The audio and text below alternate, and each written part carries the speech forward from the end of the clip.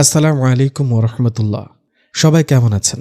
আশা করি আল্লাহর অশেষ রহমতে আপনারা সকলেই ভালো আছেন। ভাইয়া ভাইয়া ওঠো, আরে তোমাকে কখন থেকে ঘুম থেকে তুলছি, ভাইয়া ওঠো। আমি বললাম ওঠো। আমি বললাম সাদিয়া, ডিস্টার্ব করিস কেন আমায়? তোর তো কোনো কাজ কাম নাই, তুই আমায় ডিস্টার্ব করা ছাড়, ভাগ এখান থেকে, আমায় একটু ঘুমাতে দে। এতক্ষণ ধরে যে আমায় ডিস্টার্ব করছিল সে আমার একমাত্র বোন সাদিয়া। সাদিয়া বলল, ঠিক আছে, আমি আম্মুকে ডেকে দিচ্ছি, তোকে মার না দিলে উঠবি না। আম্মু, ও আম্মু, তোমার গুণধর ছেলে তো ওঠে না। আম্মু বলল, ওসমান তুমি কত ঘুমাবে? তোমাকে না কালকে বলেছিলাম আজ আমরা মেয়ে দেখতে যাব, তোমার জন্য তাড়াতাড়ি রেডি হও। আমি তো চমকে গেলাম। আম্মু, তুমি কার জন্য মেয়ে দেখতে যাবা? আমি কি ভুল শুনলাম? আমার জন্য মেয়ে দেখতে যাওয়া হবে? আম্মু বলল, আমি কি তোর সাথে মজা করছি? কালকেই তো তোকে বললাম। আরে আম্মু, আমি তো ভেবেছিলাম তোমরা মজা করছো, সত্যি সত্যি আমার জন্য মেয়ে দেখতে যাবে আজ? তোদের সাথে ফাউল কথা বলার টাইম নাই, তাড়াতাড়ি রেডি হয়ে নে, আমরা একটু পরেই বেরোবো। আমি তো আনন্দে গদগদ হয়ে উঠে পড়লাম। ওয়াশরুমে ঢুকে ফ্রেশ হতে শুরু করলাম। 1 ঘন্টা পর সাদিয়া বলল, ভাইয়া তুমি কি এখনও রেডি হওনি? আমরা তো সবাই রেডি। দাঁড়া সাদিয়া, আমার হয়ে গেছে, জাস্ট 5 মিনিট ওয়েট কর। ঠিক আছে ভাইয়া, তুমি তাড়াতাড়ি আসো। আম্মু নিচে ওয়েট করছে। আম্মু যদি উপরে আসে তুমি তো জানো কি হবে। তুই এত বকবক না করে তাড়াতাড়ি যা। White shoes, black pant, black shirt, black watch. সুন্দরভাবে চুল আর দাড়ি সেট করলাম। তারপর আমার ফেভারিট পারফিউম ইউজ করলাম। আম্মু বলল, ওসমান তোমার কি এখনো হয়নি? যাচ্ছি আম্মু, হয়ে গেছে, জাস্ট 1 মিনিট ওয়েট করো। আমি দ্রুততার সাথে সিঁড়ি দিয়ে নিচে নামতে লাগলাম। সাদিয়া বলল, ভাইয়া তোমাকে তো আজকে একদম সেই জোস লাগছে। সত্যি? এত হ্যান্ডসাম লাগছে আজ আমায়? তুমি তো এমনিতেই হ্যান্ডসাম, কিন্তু আজ একটু বেশি অ্যাট্রাকটিভ লাগছে। আমি, আম্মু এবং সাদিয়া 3জন মিলে রওনা দিলাম মেয়ে দেখার জন্য। আমার জানা মতে মেয়েদের পরিবার অনেক ধার্মিক, যেমনটা আমি সবসময় চাইতাম। আলহামদুলিল্লাহ, আমাদের পরিবারও অনেক ধার্মিক। এই কারণে আমরা মেয়ে দেখতে যাওয়ার সময় কোনো পুরুষকে সাথে নিয়ে যাইনি। আমি গাড়ি দ্রুত চালালাম। 45 মিনিটের মধ্যে মেয়েদের বাসায় পৌঁছে গেলাম। মেয়ের আব্বু আমাদেরকে ঘরে নিয়ে গেলেন এবং সুন্দরভাবে আপ্যায়ন করলেন। এক পর্যায়ে তারা বললেন, আমরা আমাদের মেয়েকে নিয়ে আসছি, আপনারা যা প্রশ্ন করতে চান করে দিতে পারেন। আম্মু বলল, ঠিক আছে। 2 থেকে 3 মিনিট পর মেয়ে ধীর গতিতে এসে কোমল কণ্ঠে সালাম দিল। আসসালামু আলাইকুম ওরহমতুল্লাহ। ওয়ালাইকুম আসসালাম ওরহমতুল্লাহি ওবরকাতুহু। কেমন আছো আম্মু? মেয়েটি বলল, জি আলহামদুলিল্লাহ, আল্লাহর অশেষ রহমতে ভালো আছি। তুমি কেমন আছো আন্টি? জি আলহামদুলিল্লাহ। আমি তখনও লজ্জায় মাথা তুলতে পারছিলাম না। তিনার কণ্ঠ শুনে যেন একটা ঘোর লাগা ভাব কাজ করছিল। আম্মু বলল, তোমার নাম কি আম্মু? তিনি কোমল কণ্ঠে বললেন, জি আন্টি, আমার নাম মিম আক্তার। মাশাআল্লাহ, তোমার নাম অনেক সুন্দর। তুমি কোন ক্লাসে পড়ো? জি আন্টি, আমি ক্লাস 10-এ পড়ি। মাশাআল্লাহ, তুমি কি কোরআন মাজিদ শুদ্ধভাবে তেলাওয়াত করতে পারো? জি আন্টি, আলহামদুলিল্লাহ পারি। মাশাআল্লাহ মাশাআল্লাহ। আমি তখনও লজ্জায় মাথা তুলতে পারছিলাম না। তিনার কণ্ঠ শুনে যেন এক অদ্ভুত প্রশান্তি কাজ করছিল। আম্মু বলল, ওসমান তোমার যদি কিছু জানার থাকে, কিছু প্রশ্ন করার থাকে করে নাও। মেয়ের আম্মু বলল, ঠিক আছে ভাবি, ওদের দুজনকে একটু একা ছেড়ে দিন, যেন নিজেদের মধ্যে কথা বলতে পারে। ঠিক আছে, চলো ভাবি। সাদিয়া ফিসফিস করে বলল, ভাইয়া ভাবি কিন্তু অনেক সুন্দর, দেখো আবার সেন্সলেস না হয়ে পড়ো। আমি শান্ত কণ্ঠে বললাম, তুই কি এখান থেকে যাবি? আমি খুব নার্ভাস হয়ে বললাম, আসসালামু আলাইকুম। তিনি কোমল কণ্ঠে বললেন, ওয়ালাইকুম আসসালাম। আমি তো তিনার কণ্ঠ শুনে অবাক, আমার হালত খারাপ হয়ে যাচ্ছে। আমি খুব লাজুক ভঙ্গিতে তাকালাম। তিনি যেন লজ্জাবতী লতার মতো মাথা নিচু করে বসে আছেন। আমি তাকিয়ে রইলাম। 1 মিনিটের মতো চোখের পাপড়িও ফেলতে পারছিলাম না। তিনি এতটাই সুন্দর মনে হচ্ছিল যেন আমার সামনে কোনো জ্যান্ত পরী বসে আছে। তিনি মৃদু কণ্ঠে বললেন, আপনি কি কিছু প্রশ্ন করবেন আমায়? আমি তো ভেবাচাকা খেয়ে গেলাম। আমি বললাম, জি। আপনি কি বই পড়তে পছন্দ করেন? আলহামদুলিল্লাহ, বই পড়তে আমার অনেক ভালো লাগে। তিনি আমায় পাল্টে প্রশ্ন করলেন, আপনি? আলহামদুলিল্লাহ, বই পড়তে আমার অনেক মজা লাগে। আপনার পছন্দের কয়েকজন আলেমের নাম বলতে পারবেন, যাদের লেকচার আপনি শোনেন এবং যাদের বই পড়েন? তিনি খুব দ্রুততার সাথে বললেন, খন্দকার আবদুল্লাহ জাহাঙ্গীর রহিমাহুল্লাহ, শায়েখ আব্দুর রাজ্জাক বিন ইউসুফ হাফিজাহুল্লাহ, আবু বকর মোহাম্মদ জাকারিয়া হাফিজাহুল্লাহ, মঞ্জুর ইলাই হাফিজাহুল্লাহ, মতিউর রহমান মাদানী হাফিজাহুল্লাহ, আব্দুল হামিদ ফাইজি মাদানী হাফিজাহুল্লাহ, শায়েখ আহমদুল্লাহ, মিজানুর রহমান আজহারি হাফিজাহুল্লাহ। আমি তো একদম অবাক। আলহামদুলিল্লাহ, আমিও ইনাদের লেকচার শুনি এবং ইনাদের বই পড়তে পছন্দ করি। আপনি কি 5 ওয়াক্ত সালাত নিয়মিত আদায় করেন? জি আলহামদুলিল্লাহ, আমার কোনো সালাত কাজা হয় না। আলহামদুলিল্লাহ, আমারও না। আপনার ভবিষ্যৎ সন্তানদের নিয়ে কি পরিকল্পনা? তিনি শান্ত কণ্ঠে বললেন, আমি চাই আমার সন্তানরা দিনের একনিষ্ঠ খাদেম হবে, কোরআন ও সুন্নাহর দাওয়াত মানুষের কাছে পৌঁছে দিবে, সালাউদ্দিন আইয়ুবের মতো বীর মুজাহিদ হবে। ওমর ইবনুল খাত্তাব রাদিয়াল্লাহু তাআলা আনহু এর মতো শাসন ব্যবস্থা কায়েম করবে, আল্লাহর দ্বীনকে কায়েম করবে ইনশাআল্লাহ। মাশাআল্লাহ, আলহামদুলিল্লাহ। আমাদের পরিকল্পনা এক। আমি যদি আপনাকে বিয়ের পর কোনো ইসলামিক ডিপ্লোমা কোর্সে ভর্তি করাই, আপনি পড়তে চাইবেন? জি আলহামদুলিল্লাহ, এটা আমার অনেক বড় স্বপ্ন। মাশাআল্লাহ, তাহলে তো কোনো সমস্যা নেই। এটাই ছিল আমার ফিউচার ওয়াইফের জন্য পরিকল্পনা। জি, আপনার কি আমায় কিছু প্রশ্ন করার আছে? জি, আমার আর কোনো প্রশ্ন নেই। আমাদের পরস্পরের চোখ পরস্পরের ওপর আটকে গেল। সাদিয়া বলল, ভাইয়া তোমাদের কথা কি শেষ হয়েছে? জি, আমাদের কথা শেষ হয়েছে। আম্মু বলল, তোমার কোনো সমস্যা নেই তো? জি আন্টি, আমার কোনো সমস্যা নেই, ইনশাআল্লাহ খুব দ্রুতই তোমাকে আমাদের বাড়ির মেয়ে করে নিয়ে যাব। তিনি লজ্জায় মাথা নিচু করলেন। আমরা চলে আসার সময় আমি শেষবারের মতো তার দিকে তাকালাম। তিনি আমার দিকে তাকিয়েছিলেন, ফলে আমাদের চোখ আবারও মিলল। তিনি লজ্জায় আরও বেশি লাল হয়ে গেলেন। আমরা দ্রুত গতিতে তার সাথে তিনাদের বাসা থেকে বেরিয়ে আসলাম। এসে গাড়িতে উঠলাম। গাড়িটা আমি খুব স্লোলি চালাচ্ছি, কারণ আম্মু এবং সাদিয়া তিনার অনেক প্রশংসা করছে। আমারও বেশ ভালোই লাগছে তিনার প্রশংসা শুনতে, তাই গাড়িটা আমি খুবই আস্তে চালাচ্ছি। এক পর্যায়ে সাদিয়া হঠাৎ বলে উঠল, ভাইয়া ভাবিকে তোমার কেমন লেগেছে? আমি নিঃশব্দে বললাম, ভালোই। সাদিয়ার সঙ্গে সঙ্গে চমকে উঠল। আরে ভাইয়া, এ কি বললা? আমি তো ভাবলাম তুমি অনেক এক্সাইটেড হবে, তোমার রিয়াকশন দেখে মনে হবে তুমি ভাবিকে দেখে ফিদা হয়ে গেছো। আমি ভাবছিলাম তুমি বলবে, উফ ভাবি তো স্বপ্নের মতো, কিন্তু তুমি তো একদম ঠান্ডা। সত্যি বলছি ভাইয়া, আমি যদি ছেলে হতাম আমি অবশ্যই ভাবিকেই বিয়ে করতাম। মাশাআল্লাহ, কত সুন্দর দেখতে। আহা ভাইয়া, তুমি লক্ষ্য করেছ ভাবির গালে ডিম্পল আছে? ভাবি হাসলে ভাবির গালের ডিম্পল অনেক সুন্দর লাগে ভাই। সত্যি বলছি, আমি তো পুরাই ফিদা। ভাবিকে দেখলে যে কেউ ক্রাশ খাবে। যেমন সে দেখতে সুন্দর, তার আচরণও অনেক সুন্দর। ভাইয়া, তোমার কি একটু ভালো লাগেনি? আমি হেসে বললাম, অবশ্যই লেগেছে, কিন্তু তুই হুদাই বকবক না করে একটু শান্তভাবে চুপ করে থাক। সাদিয়া একদম রেগে গেল। তুমি কি বললা? আমি হুদাই বকবক করছি? হ্যাঁ, এতে কোনো সন্দেহ আছে? আম্মু, দেখেছ তো, তোমার ছেলে আমায় ইনসাল্ট করছে। আমি ভাবির প্রশংসা করছি আর সে জেলাস ফিল করছে। আম্মু এবার রেগে গেলেন। তোরা দুজন চুপ কর, তোদের সব সময় ঝগড়া লেগেই থাকে। তোরা কি সারা জীবন ছোটই রয়ে যাবি? একজনের তো বিয়ের বয়স হয়ে গেছে, আর একজনের তো মেয়ে দেখা চলছে, কিন্তু এখনও তোরা বাচ্চাদের মতো ঝগড়া করছিস। আমি বললাম, জি আম্মু, তুমি ঠিক বলেছ। এই বকবক প্রাণীটার এবার বিয়েটা দিয়ে দাও। এই বকবক প্রাণীটা আমাদের বাসা থেকে বিদায় হলে অন্তত আমি একটু শান্তিতে থাকি। সাদিয়ার সাথে সাথে রেগে গেল। তুমি কি বললা, আমি বকবক প্রাণী? এরপর দুমদাম করে আমাকে মারতে লাগলো। আমি একটু কাদার অ্যাক্টিং করে বললাম, সাদিয়া লাগছে, তুমি আমার ভালো বোন, প্লিজ থামো। আম্মু এবার ধমক দিয়ে বললেন, এই তোরা দুজন থাম, বাসায় চল, আজ তোদের শিক্ষা হবে। আমি আর সাদিয়া একসাথে চুপ করে গেলাম, কারণ আম্মু রেগে গেছেন, চুপ থাকাই ভালো। 1 ঘন্টা পর আমরা বাসায় পৌঁছালাম। আমি বললাম, আম্মু তুমি আর সাদিয়া চলে যাও বাসায়, আমি একটু ঘুরে আসি। আম্মু বিস্মিত হয়ে বললেন, এখন কোথায় যেতে হবে? আমি হেসে বললাম, না আম্মু, আমি এশা সালাত পরেই বাসায় আসব, তারপর বাইরে থেকে খাবার নিয়ে আসব। এখন আর বাসায় রান্না করতে হবে না। আম্মু মুচকি হেসে বললেন, ঠিক আছে, সাবধানে যেও, তাড়াতাড়ি বাসায় আসবা, নয়তো তোমার আব্বু রাগ করবে। সাদিয়ার সঙ্গে সঙ্গে বলে উঠল, ভাইয়া আমার জন্য একটা আইসক্রিম নিয়ে আসবা। আমি হাসতে হাসতে বললাম, ঠিক আছে। এই বলে আমি দ্রুততার সাথে রওনা দিলাম। আমার প্রিয় বন্ধু জুবাইরের কাছে গেলাম। জুবাইর আমার অনেক ভালো বন্ধু, সে আর আমি অনেক কাছের বন্ধু। আমরা দুজনেই দিনের পথে একে অপরকে সাহায্য করি। আমাদের বন্ধুত্ব শুধুমাত্র আল্লাহর জন্য, আলহামদুলিল্লাহ। তাই যখন গুরুত্বপূর্ণ কিছু হয় আমি প্রথমে তার সাথে আলোচনা করি। এজন্যই তার সাথে দেখা করতে রওনা দিলাম। 20 মিনিট পর আমি ফোন দিলাম। আসসালামু আলাইকুম রহমতুল্লাহ। ওপাশ থেকে জুবাইর বলল, ওয়ালাইকুম আসসালাম রহমতুল্লাহ। আরে কোথায় আছিস দোস্ত? সারাদিন তোর কোনো পাত্তা নেই। আমি হেসে বললাম, আরে দোস্ত বলিস না, আজ অনেক বড় কাহিনী হয়ে গেছে। জুবাইর অবাক হয়ে বলল, কি? আমি বললাম, আমি তোর বাসার নিচে আছি, আয় ইনশাল্লাহ, তারপর সব বলছি। জুবাইর চমকে উঠে বলল, সত্যি তুই আমার বাসার নিচে? আমি মজা করে বললাম, আরে বেটা, আমি কি হুদাই বকবক করছি? জুবাইর বলল, আচ্ছা ঠিক আছে, 2 মিনিট ওয়েট কর। 2 মিনিট পর জুবাইর এসে বলল, আরে দোস্ত আয়, গাড়িতে বস। এবার বল, বিষয়টা এত গুরুত্বপূর্ণ যে তুই আমার বাসায় চলে আসলি। আরে চল, কোনো রেস্টুরেন্টে গিয়ে বলবো ইনশাল্লাহ। জুবাইর হেসে বলল, আচ্ছা দোস্ত, আজকে তোকে অনেক খুশি খুশি লাগছে। কি হয়েছে, বিয়েটে করে ফেললি নাকি? আমি একটু মুচকে হেসে বললাম, আরে না দোস্ত, এরকম কিছু না, কিন্তু আবার সেরকম কিছু ভাবতেও পারিস। জুবাইর অবাক হয়ে বলল, বলিস কি রে? মানে আমি বুঝলাম না, তুই কি বলছিস? সেরকম ভেবে নিতে পারি? মানে তুই বিয়ে করে নিয়েছিস নাকি? আমি হেসে বললাম, আরে বেটা না, তুই হুদাই বেশি চিন্তা করছিস, সেরকম কিছু না। তোকেই তো বললাম চল রেস্টুরেন্টে, সেখানে সব বলবো।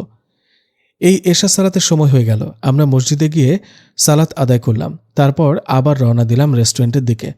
10 মিনিট পর আমরা রেস্টুরেন্টে পৌঁছালাম এবং কিছু অর্ডার করলাম। আমি বলতে শুরু করলাম আজকের পুরো ঘটনাটা। জুবায়ের তো শুনেই অবাক। মাশাআল্লাহ দোস্ত, এটা অনেক ভালো খবর। আমি বললাম, জি দোস্ত, দোয়া করিস। জুবায়ের বলল, অবশ্যই দোস্ত, আমি তোকে সব বলেছি, কিন্তু একটা বিষয় বলিনি। আমার ফিউচার ওয়াইফের সৌন্দর্য নিয়ে কোনো আলোচনা করিনি, কারণ আমার গায়রাতে লাগে যে তার সৌন্দর্য কেউ জানুক।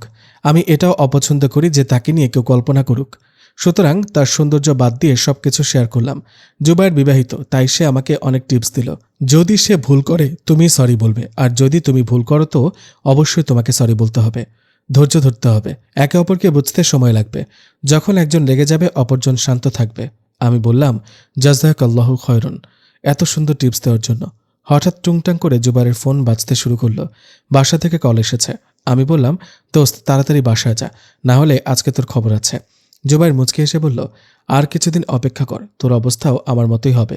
আমি বললাম, আরে ব্রো, ওইটা পরে দেখা যাবে, আজকে তোর কি অবস্থা হয় সেটা নিয়ে চিন্তা কর। আমরা দুজন অট্টহাসিতে ফেটে পড়লাম। আমি জুবায়েরকে ওদের বাসায় ড্রপ করে দিলাম। হঠাৎ মনে পড়ল, আরে সাদিয়ার জন্য আইসক্রিম নিতে হবে। গাড়ির এক পাশে রেখে 2-3টা আইসক্রিম নিলাম। এবার দ্রুত বাসার দিকে রওনা দিলাম, কারণ একটু পরেই বাসা থেকে কল আসবে। তাই আর দেরি না করে 20 মিনিটের মধ্যে বাসায় পৌঁছে গেলাম। কলিং বেলে চাপ দিতে সাদিয়া দরজা খুলে দিল। ভাইয়া, আমার আইসক্রিম এনেছো? আমি বললাম, জি বকবক প্রাণী, তোমার আইসক্রিম নিয়ে এসেছি। সাদিয়া একটু রাগ করে বলল, লাগবে না তোমার আইসক্রিম, তুমি নিজেই খাও। আমি সাদিয়ার গাল টেনে দিয়ে বললাম আধো আধো গলায়, ওইলে বাবালে, আমার বোনটা রাগ করলো। ইনশাল্লাহ আর তোমাকে বলবো না বকবক প্রাণী, আমি কথা দিচ্ছি। সাদিয়া আম্মুকে বলল, আম্মু, তোমার ছেলেকে সাবধান করো, সে আমাকে উল্টাপাল্টা নামে ডাকছে, আমি কিন্তু তাকে মেরে ফেলবো। এই বলে আমার হাত থেকে আইসক্রিমটা নিয়ে চলে গেল। যেতে যেতে বলল, দাঁড়াও ভাইয়া, ভাবিকে আসতে দাও, আমরা দুজন মিলে তোমাকে টাইট দেবো ইনশাল্লাহ। এরপর সবাই মিলে একসাথে ডিনার করলাম। তারপর যার যার রুমে চলে গেলাম। আজ আমি অনেক ক্লান্ত, তাই বিছানায় গা এলিয়ে দিলাম। অনেকক্ষণ ধরে এপাশ ওপাশ করলাম, কিন্তু ঘুম আসছে না। জাস্ট ওনার কথা মনে পড়ছে। মাশাআল্লাহ, ওনার চিন্তাভাবনা কত ভালো এবং আমার সাথে অনেক ম্যাচ করে। ওনার চিন্তাভাবনা যতটা সুন্দর, তার থেকেও তিনি দেখতে আরও সুন্দর। ওনাকে দেখলে যে কেউ পাগল হয়ে যাবে। অবশ্যই আমিও পাগল হয়ে গেছি। হঠাৎ আম্মুর ডাক, মিম, যে আম্মু বলো, নিচে আসো, তোমার সাথে কথা আছে। মিম বুঝতেই পারছে কি বিষয়ে কথা বলবে, তাই একটু ধীর গতিতে নিচে যাচ্ছে। যে আম্মু বলো, তোমার কাছে ছেলেটাকে পছন্দ হয়েছে? আমরা কি হ্যাঁ করব নাকি না? মিম তো লজ্জায় শেষ। 1 মিনিট চুপ করে থাকলো। আচ্ছা, আমি তোমার আব্বুকে বলে না করে দিচ্ছি।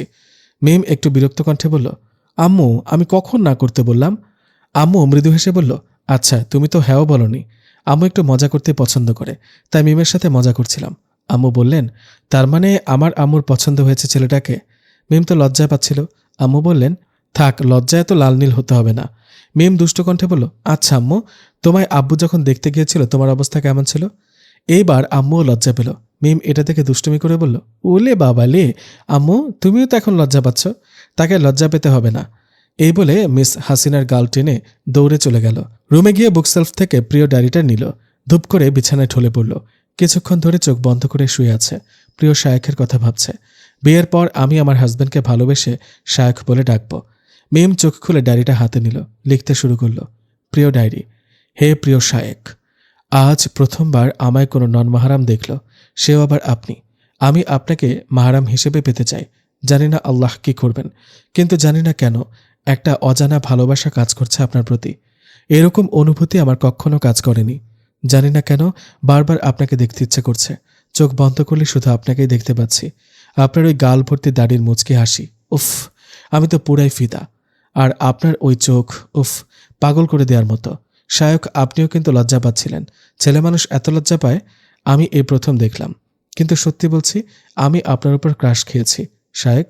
মাশাআল্লাহ, আপনি যা সুন্দর, যে কোনো মেয়েই ক্রাশ খাবে। বেটা মানুষ এত কিউট হওয়া উচিত না। ইনশাল্লাহ একবার বিয়ে হয়ে গেলে আপনাকে আমি বোরকা, নিকাব, হাত মোজা, পা মোজা পরিয়ে রাখব। অন্যদিকে ওসমানও ঘুমাতে পারছে না। চোখ বন্ধ করলেই শুধু শুধু তাকেই দেখতে পাচ্ছে। এত সুন্দর কেউ হয় নাকি? মনে হচ্ছে পরিদের রানী। দূর, আজ আমার আর ঘুম হবে না, তাই একটু ডায়েরি লিখি। ওসমানও ডায়েরি লেখা শুরু করল। ওসমান তার ফিউচার ওয়াইফের জন্য বিগত 3 বছর ধরে লিখে আসছে।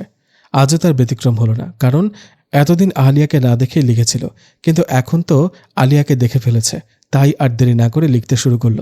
হে আমার ব্যক্তিগত চাঁদ, হে আমার আলিয়া, আপনি কি জানেন আপনার জন্য আমি কত অপেক্ষা করেছি। আপনি কি জানেন আপনাকে ছাড়া আমার এক একটা দিন এক একটা ঘন্টা কেমন করে কেটেছে? এই ফিতনার যুগে নিজেকে পবিত্র রাখা কতটা কঠিন আমি কিভাবে আপনাকে বোঝাবো। আলহামদুলিল্লাহ আমি পেরেছি নিজেকে সংযত রাখতে। আমি শুধু আপনার অপেক্ষায় প্রহর গুনছি। হে আমার আহলিয়া, আপনি আসবেন।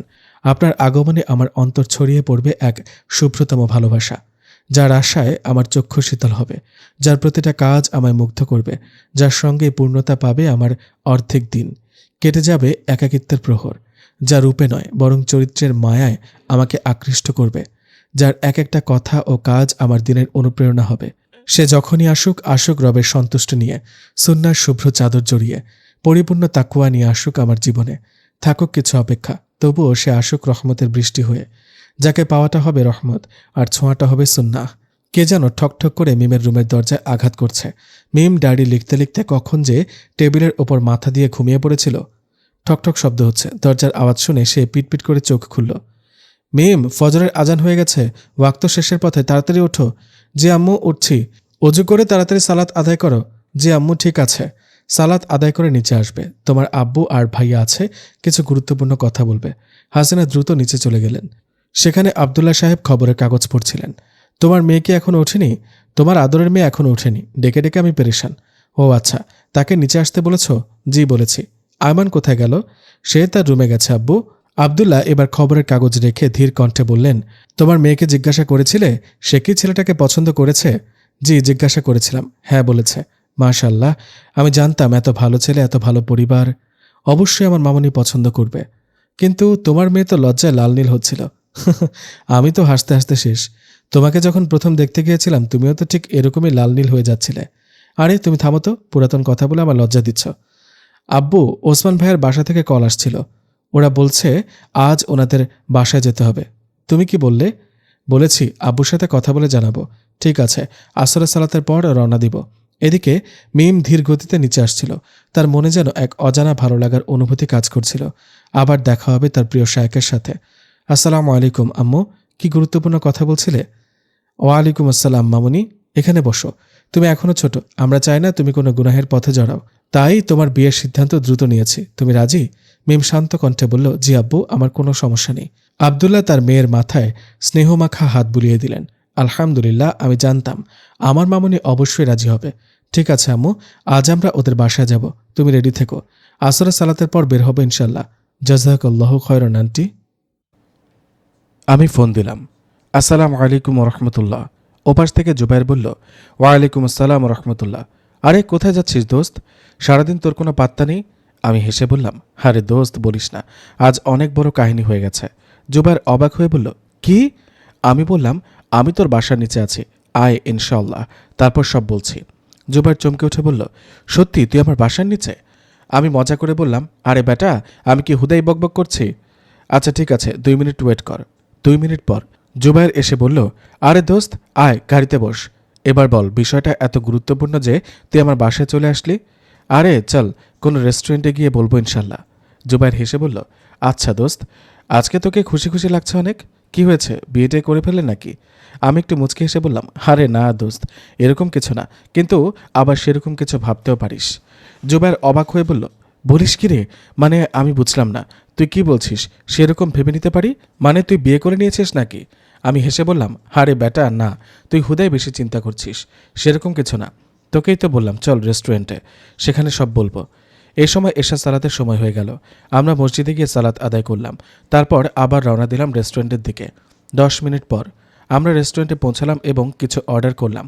আমি বলতে শুরু করলাম আজকের পুরো ঘটনাটা। জুবাইর তো শুনেই অবাক। মাশাআল্লাহ দোস্ত, এটা অনেক ভালো খবর। জি দোস্ত, দোয়া করিস। অবশ্যই দোস্ত, আমি তোকে সব বলেছি, কিন্তু একটা বিষয় বলিনি, আমার ফিউচার ওয়াইফের সৌন্দর্য নিয়ে কোনো আলোচনা করিনি, কারণ আমার গায়রতে লাগে যে তার সৌন্দর্য কেউ জানুক। আমি এটাও অপছন্দ করি যে তাকে নিয়ে কেউ কল্পনা করুক। সুতরাং তার সৌন্দর্য বাদ দিয়ে সব কিছু শেয়ার করলাম।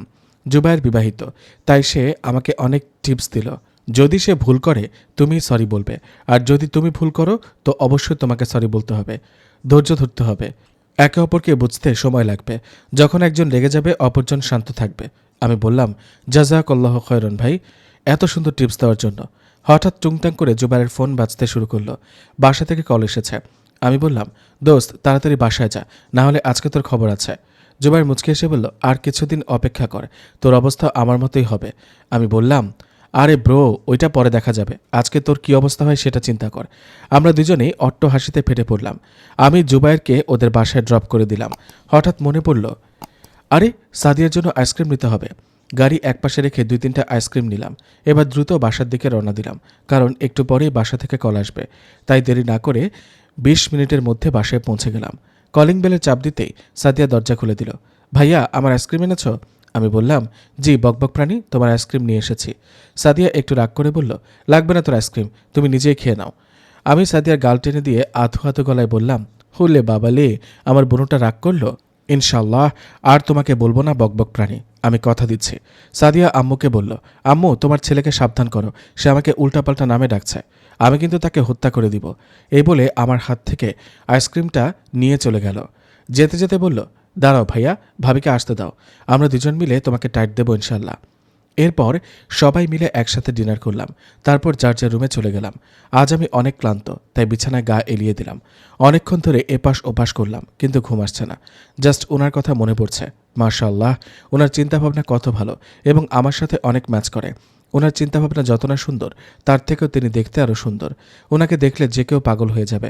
অবশ্যই আমিও পাগল হয়ে গেছি। হঠাৎ আম্মুর ডাক, মিম। জি আম্মু বলো। নিচে আসো, তোমার সাথে কথা আছে। মিম বুঝতেই পারছে কি বিষয়ে কথা বলবে, তাই একটু ধীর গতিতে নিচে যাচ্ছে। জি আম্মু বলো। আম্মু বলল, তোমার কাছে ছেলেটাকে পছন্দ হয়েছে? আমরা কি হ্যাঁ করব নাকি না? মিম তো লজ্জায় শেষ। 1 মিনিট চুপ করে থাকলো। আচ্ছা, আমি তোমার আব্বুকে না করে দিচ্ছি।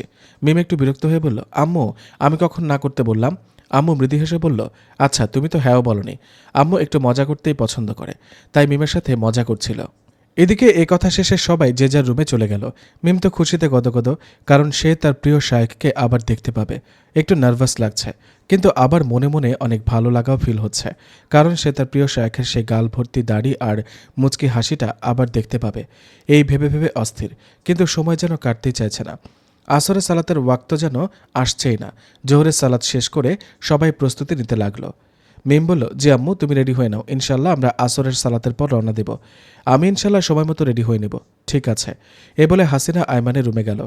জি আম্মু বলো, আজকে তো আমরা ওসমানদের বাসা যাব, তুমিও যাবে ইনশাল্লাহ, সময় মতো রেডি থাকো। জি আম্মু ইনশাল্লাহ সময় মতো রেডি থাকবো। মিমো কি আমাদের সাথে যাবে? আম্মু বলল। আয়মান বলল, ভাবছিলাম নিয়ে যাব না, কিন্তু ওসমানের আম্মু কল করে অনেক রিকোয়েস্ট করেছে, এজন্য ওকে নিয়ে যেতে হবে। ঠিক আছে, সমস্যা নেই। এমনিতেও আমরা সবাই চলে গেলে মিম বাসায় একা থাকতো, এখন আমাদের সাথেই যাবে। ঠিক বলেছ। ঠিক আছে, তুমি সময় মতো রেডি থেকো। অন্যদিকে ভাইয়া, ভাইয়া। জি কি হলো, এত হইচই করছিস কেন? আরে ভাইয়া, আসরের সালাতের ওয়াক্ত হয়ে যাচ্ছে, তিনারা একটু পরে আমাদের বাসায় পৌঁছে যাবে। কারা আবার আমাদের বাসায় আসছে? আম্মু তোমাকে কিছু বলেনি? আজকে ভাবিদের বাসার সবাই আমাদের বাসায় আসবে। কি বলিস তুই, সত্যি? আমি কি তোমার সাথে ফাজলামি করছি নাকি? একটু পরে তারা আমাদের বাসায় পৌঁছে যাবে, তুমি এখনো রেডি হওনি? আম্মু তো আমায় কিছু বলেনি। সাদিয়া বলল, জি ভাইয়া আমি জানি। তাহলে বল না, তিনাদের বাসা থেকে কে কে আসবে? তিনাদের বাসা থেকে সবাই আসবে। সত্যি? জি ভাইয়া। আর হ্যাঁ, মিমো কি আসবে? লজ্জামাখা কণ্ঠে বললাম, এটা জানার জন্য এত কিছু? আরে ভাইয়া, বুঝেছি বুঝেছি, আমার এই সুন্দরী ভাবিটাকে দেখার জন্য তোমার মন উতলা হয়ে উঠছে, তাই না? কিন্তু বলবো না যতক্ষণ না তুমি আমাকে 500 টাকা দিচ্ছ। মানে কি, এইটুকু কথা বলার জন্য 500 টাকা দিতে হবে? অবশ্যই, যদি আমার ভাবির সামনে নিজেকে আরও প্রেজেন্টেবল করতে চাও, তাহলে 500 টাকা দিতেই হবে। ঠিক আছে, এই নে ধর তোর 500 টাকা। এখন বল, মিম কি আমাদের বাসায় আসবে? জি ভাইয়া, ভাবি আমাদের বাসায় আসবে। ঠিক আছে, তুমি রেডি হয়ে নাও, ইনশাআল্লাহ আসরের সালাত পরে তারা রওনা দিবে আমাদের বাসায়। কেন যেন এই কথাটা শোনার পর থেকেই হৃদয়ে এক অদ্ভুত ভালো লাগা কাজ করতে শুরু করলো, যে ভালো লাগা ভাষায় প্রকাশ করা সম্ভব নয়। এক অজানা অনুভূতি হৃদয়ের মধ্যে ছড়িয়ে পড়ল। এটাই হয়তো আমার রবের পক্ষ থেকে সবর করার পুরস্কার।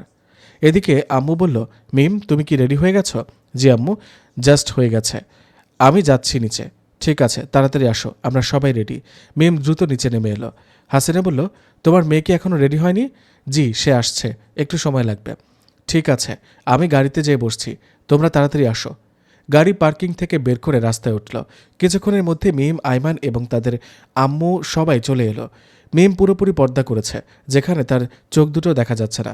তার আম্মুও ব্যতিক্রম নন, তিনিও সম্পূর্ণ পর্দা করেছেন। আব্বু বলল, তোমরা সবাই রেডি? হ্যাঁ, আমরা সবাই রেডি। ঠিক আছে, তাহলে সবাই বাহনে ওঠার দোয়া পড়ে নাও। বাহনে আরোহণের দোয়া।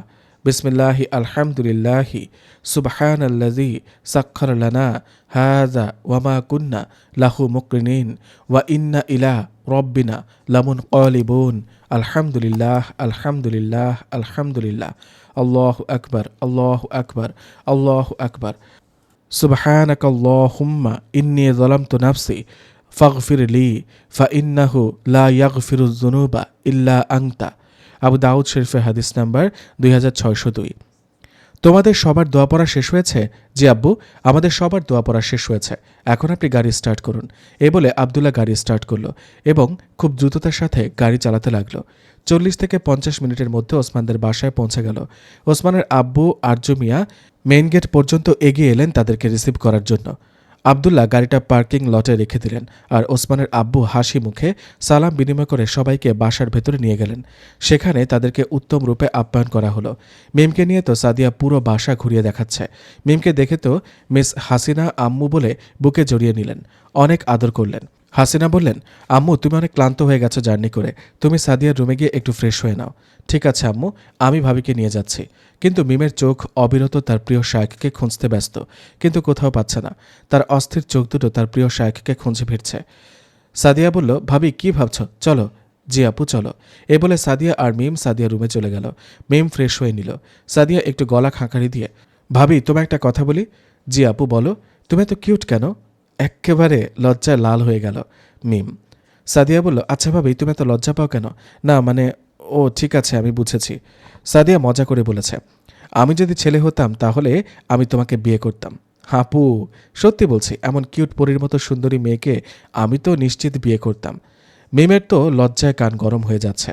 সাদিয়া বলল, ভাবি আমি তো চিন্তিত, আমার ভাইয়া যদি তোমার এই রূপ দেখে তাহলে সেন্সলেস হয়ে যাবে। আপু তুমি একটু থামো। মাশাআল্লাহ ভাবি, তোমার এই গালের ডিম্পলটা দেখে আমি তো পুরো ফিদা। মিম লজ্জামাখা কণ্ঠে বলল, আপু তোমার ভাইয়াকে একবারও দেখলাম না। আরে ভাবি এই কথাটা বলতে এত লজ্জা পাচ্ছ? দরজার টুংটাং সাদিয়া। এই সাদিয়া, আব্বু কে আসছে গো, যার কথা তুমি এতক্ষণ ধরে ভাবছিলে? কে এসেছে? দরজায় কড়া নড়ার শব্দ।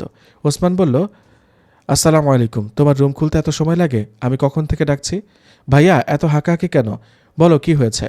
আইমান ভাইয়াদের বাসা থেকে তো সবাই চলে আসছে, কিন্তু তুই বললি মিমও আসবে, কিন্তু আমি তো মিমকে দেখতে পাচ্ছি না।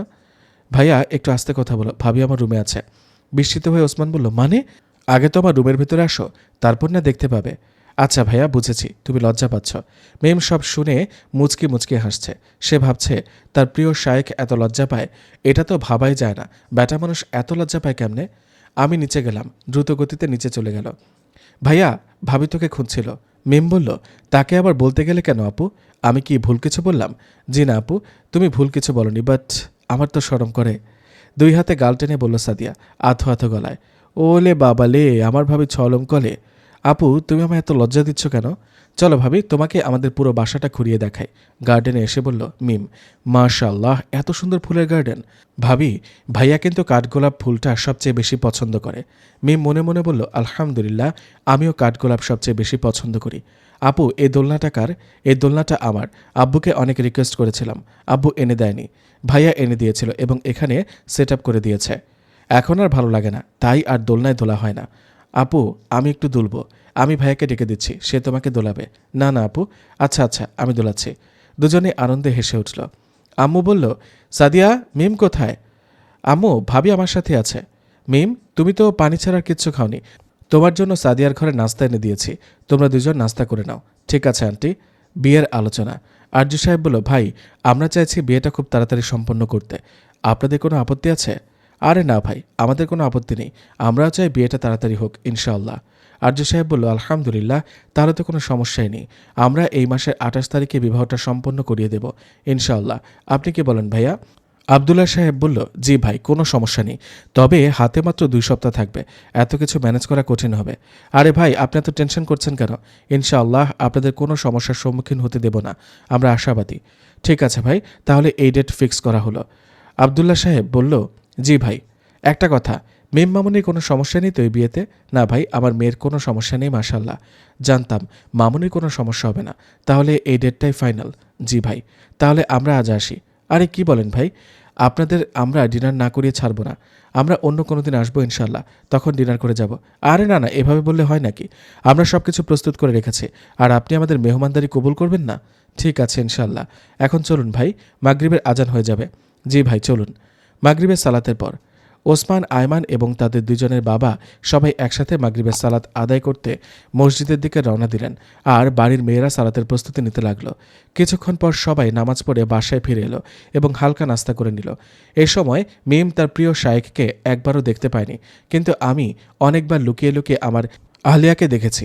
তার চোখ দুটো খুবই ব্যস্ত, যেন কাউকে খুঁজছে। এদিকে সবাই বসে আড্ডা দিচ্ছিল। ওসমান বলল, জি আম্মু, তুমি একবার উপরে আসো। ঠিক আছে আম্মু, যাচ্ছি। ভাই তুমি এখানে বসো, দেখি আম্মু কেন ডাকছে। আমি একটু পরে আসছি ইনশাল্লাহ। যাও ভাই যাও। জি আম্মু বলো, কেন ডেকেছিলে? তুমি কি একবারও মিমের সাথে দেখা করেছ? না মানে করিনি আম্মু।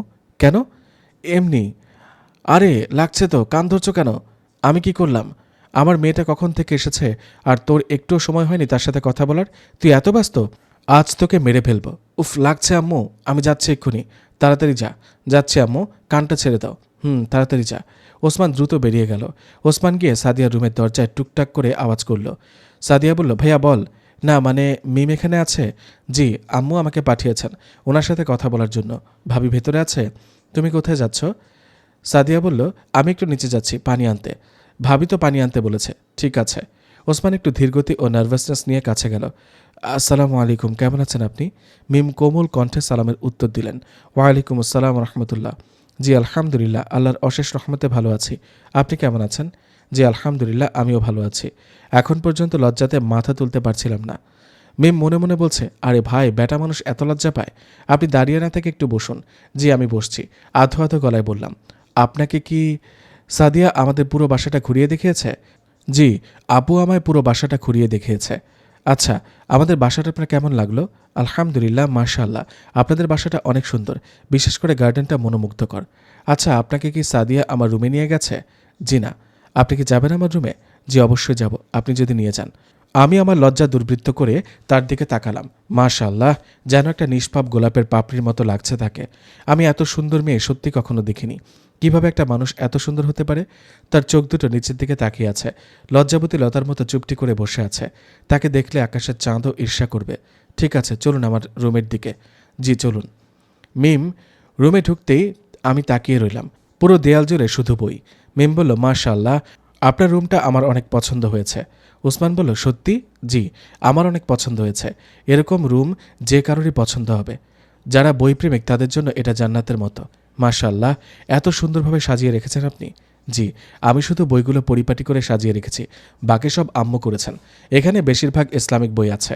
আপনি যদি কিছু মনে না করেন আমি বইগুলো একটু দেখতে পারি? জি অবশ্যই। জাযাকাল্লাহু খায়র। উফ, এত বই, মনে হচ্ছে যেন আমি কোনো স্বপ্নের মধ্যে আছি। আমি ঠিক এরকম একটা রুমের আশা করতাম, যেখানে শুধু বই বই আর বই। উফ কি বিরক্তিকর, আমার হাত পৌঁছাচ্ছে না। শায়েখ, ও শায়েখ, আমাকে এই বইগুলো একটু নামিয়ে দিন না। আপনি কাকে শায়েখ বলছেন? আমি তো হতবাক। আমি জিভে কামড় দিলাম। আরে আমি কি বলে ফেললাম? না মানে আমি ভুল করে বলে ফেলেছি। আপনি একটু উপরের বইগুলো নামিয়ে দেবেন? অফকোর্স। মাশাল্লাহ, এখানে কত বই! তাও কত হবে? 50,000 প্লাস। মাশাআল্লাহ, এতগুলো বই আমার! আমার মনে কি এই বইগুলো শুধু আমার, আমি কারোর সাথে শেয়ার করব না। শুধু একটাবার বিয়েটা হতে দাও, তারপর দেখব বইগুলো সব কার হয়। ওসমান, আমি চমকে উঠলাম। জি আম্মু, মিমকে নিচে পাঠাও। জি আম্মু। আপনাকে আম্মু ডাকছে। জি। আমি তিনার দিকে তাকিয়ে রইলাম। মিম ধীর গতিতে যেতে লাগলো। তিনিও ঘাড় ঘুরিয়ে আমার দিকে তাকালেন। আমাদের চোখ দুটো একত্রিত হলো। তিনি লজ্জায় চোখ সরিয়ে নিলেন। আমি একটু মুচকি হাসলাম, কারণ তাকে দেখে মনে হচ্ছিল তিনি অনেক লজ্জা পেয়েছেন। আম্মু বলল, এখানে অনেকগুলো জুয়েলারি আছে, তোমার কোনটা পছন্দ হচ্ছে? আমার এগুলো লাগবে না আন্টি। তাহলে তুমি আমার এই সবচেয়ে পছন্দের ডায়মন্ড রিংটা নাও। না আন্টি, এটা অনেক দামি। আমি তো তোমাকে ভালোবেসে দিচ্ছি, তুমি কি আমার হাদিয়া নেবে না? চুপচাপ তোমার হাতটা দাও। এই বলে আমি আমার পছন্দের ডায়মন্ডের রিংটা তার হাতে পরিয়ে দিলাম। তোমার আব্বু আম্মু সবাই অপেক্ষা করছে, চলো যাওয়া যাক। আন্টি আমাকে বুকে জড়িয়ে ধরলেন, মাথায় আদর করে চুমু দিলেন। ইনশাআল্লাহ তোমাকে খুব তাড়াতাড়ি আমাদের বাসায় রেখে দেব। আমার মন চাইছিল না আপনাকে ছেড়ে যেতে। ভাবি, আপনার মেয়েকে আমাদের বাসায় রেখে দিন না। ইনশাআল্লাহ খুব শীঘ্রই আমরা আমাদের মেয়েকে আপনাদের বাসায় পাঠাবো। এখন তাহলে আমরা আসি। ভাবি? জি ভাবি, যান, সাবধানে যাবেন। ওসমান, তোমার আঙ্কেলকে একটু এগিয়ে দিয়ে আসো। আরে না থাক ভাই, আমরা চলে যাচ্ছি। কেন, ছেলেটাকে কষ্ট করাবে? না আঙ্কেল, কোনো সমস্যা নেই, চলুন আমি আপনাদের একটু এগিয়ে দিয়ে আসি। এই বলে আমি তিনাদেরকে গাড়ি পর্যন্ত এগিয়ে দিতে গেলাম। আমার চোখ শুধু মিমের দিকে ছিল, কিন্তু তিনি পরিপূর্ণ পর্দা করেছিলেন, তাই তার চোখ দুটো আমি দেখতে পারছিলাম না। এদিকে বিরক্ত লাগছিল, কিন্তু অন্যদিকে মনে শান্তি পাচ্ছিলাম, কারণ আমার এই অমূল্য সম্পদটাকে আমি ছাড়া অন্য কেউ দেখতে পারবে না। আলহামদুলিল্লাহ, সমস্ত প্রশংসা আমার রবের জন্য। ঠিক আছে বাবা, তুমি আসো ইনশাল্লাহ, এরপর আমরা চলে যাব। আঙ্কেল সাবধানে যাবেন। বিদায় শেষ মুহূর্তে আমি আমার প্রিয়তমাকে সালাম দিলাম। তিনি সেই মায়াবী কণ্ঠে সালামের উত্তর দিলেন। উফ, তার কণ্ঠ যত শুনি ততই যেন পাগল পারা হয়ে যায়। 7 দিন পেরিয়ে গেল। মিমের মনে অদ্ভুত এক অস্থিরতা। নিজের ভবিষ্যৎ শায়েখকে নিয়ে সে গভীর চিন্তায় ডুবে আছে। কখনো ইচ্ছে করছে এক দৌড়ে গিয়ে তার হাসি মাখা মুখটা দেখে আসতে, আবার কখনো নিজের অনুভূতি দেখে লজ্জায় লাল নীল হয়ে যাচ্ছে। আমি আগে কখনো কোনো পুরুষকে নিয়ে এমন ভাবিনি, কিন্তু কেন এখন প্রতিটা মুহূর্তে শুধু এই মানুষটার কথাই মনে পড়ছে? নিজেকে কেমন যেন পাগল পাগল লাগছে। সত্যি কি আমি তাকে অজান্তে ভালোবেসে ফেলেছি? এই 7 দিন অনেক সুন্দর ছিল, কিন্তু রাতে ঠিকমতো ঘুমাতে পারিনি। আপনার সেই মিষ্টি হাসিটা সবসময় চোখের সামনে ভেসে বেড়াচ্ছে। উফ, নিজেকে সত্যি একটা পাগল মনে হচ্ছে। আপনিও কি একই রকম অনুভব করছেন শায়েখ? হয়তো না, হয়তো আমি একটু বেশি ভেবে ফেলেছি। ইনশাআল্লাহ একবার বিয়ে হয়ে যাক, তারপর আপনাকে মজা দেখাবো। আমার মনে এসে আমাকে এভাবে ডিস্টার্ব করা আমি কিন্তু ছাড়ব না। Wait for it. মিম, জি আম্মু, সাদিয়া কল করেছে, তোর সাথে কথা বলবে বলছে। মিম খুশিতে গদগদ। আম্মুর কাছ থেকে ফোনটা নিয়ে ধীরে বলল, আসসালামু আলাইকুম আপু, কেমন আছো? ফোনের ওপাশ থেকে বলল, ওয়ালাইকুম আসসালাম, জি আলহামদুলিল্লাহ। দুষ্টু হাসি দিয়ে সাদিয়া বলল, ওহো ভাবি, তুমি তো আমাকে ভুলেই গেলে, একবারও কল করলে না। আরে না আপু, আসলে আমার ফোনই নেই, আর তোমার নাম্বারও ছিল না। ও আচ্ছা, তাহলে মাফ করে দিলাম। এখন কি করছো? মাগরিবের সালাদ পড়ে বসে আছে আপু। তুমি? আমিও সালাদ পড়ে বসে আছি আপু। জানো, আম্মু তোমার জন্য মন খারাপ করছিল, তাই তোমাদের বাসার নাম্বারে কল করলাম। ও সত্যি? আন্টি কোথায়? নিচে আছেন, তুমি কথা বলবে? অবশ্যই। সাদিয়া একটু মজা করে বলল, কিন্তু ভাইয়ার সাথে কথা বলবে না? এক মুহূর্ত চুপ থেকে মিম আধো গলায় বলল, জি না আপু, আমি শুধু আন্টির সাথে কথা বলবো। উফ, এখন কথা বলবে না, কিন্তু আমাদের বাসায় এলে দেখো ভাইয়ার সাথে কথা বলার জন্য পাগল হয়ে যাবে, তখন দেখি কি করো। মিম মনে মনে বলল, এখনই যদি এমন হয় পরে কি হবে আল্লাহই ভালো জানেন। আসসালামু আলাইকুম আন্টি, কেমন আছেন? ওয়ালাইকুম আসসালাম মামুনি, আলহামদুলিল্লাহ ভালো আছি। তুমি কেমন আছো? আলহামদুলিল্লাহ ভালো। আপনাদের বাসার সবাই কেমন আছেন?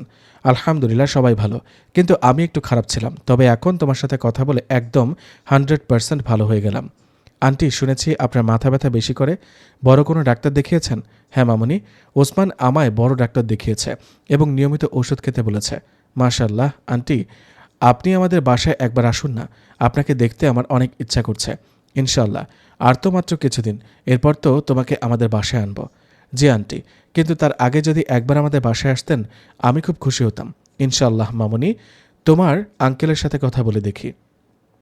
এভাবে কথা বলতে বলতে 1 ঘন্টা পেরিয়ে গেল। আম্মু, তোমার বৌমা কি এখনো কথা বলা শেষ করেনি? সাদিয়া মজা করে বলল, কেন রে, হিংসা হচ্ছে নাকি? না আম্মু, আমি বলছিলাম এখনই যদি সব কথা বলে ফেলে তাহলে ভাবি বাসায় এলে কি নিয়ে কথা বলবে? তাহলে ভাবিকে তাড়াতাড়ি নিয়ে এসো, তারপর একসাথে ঘন্টার পর ঘন্টা আড্ডা দেব। ঠিক আছে মামুনি, তাহলে রাখি। ইনশাআল্লাহ আমরা চেষ্টা করব তোমাদের বাসায় যাওয়ার। আন্টি প্লিজ, আপনি একবার আমাদের বাসায় আসেন না, আপনাকে দেখতে আমার খুব মন চাইছে।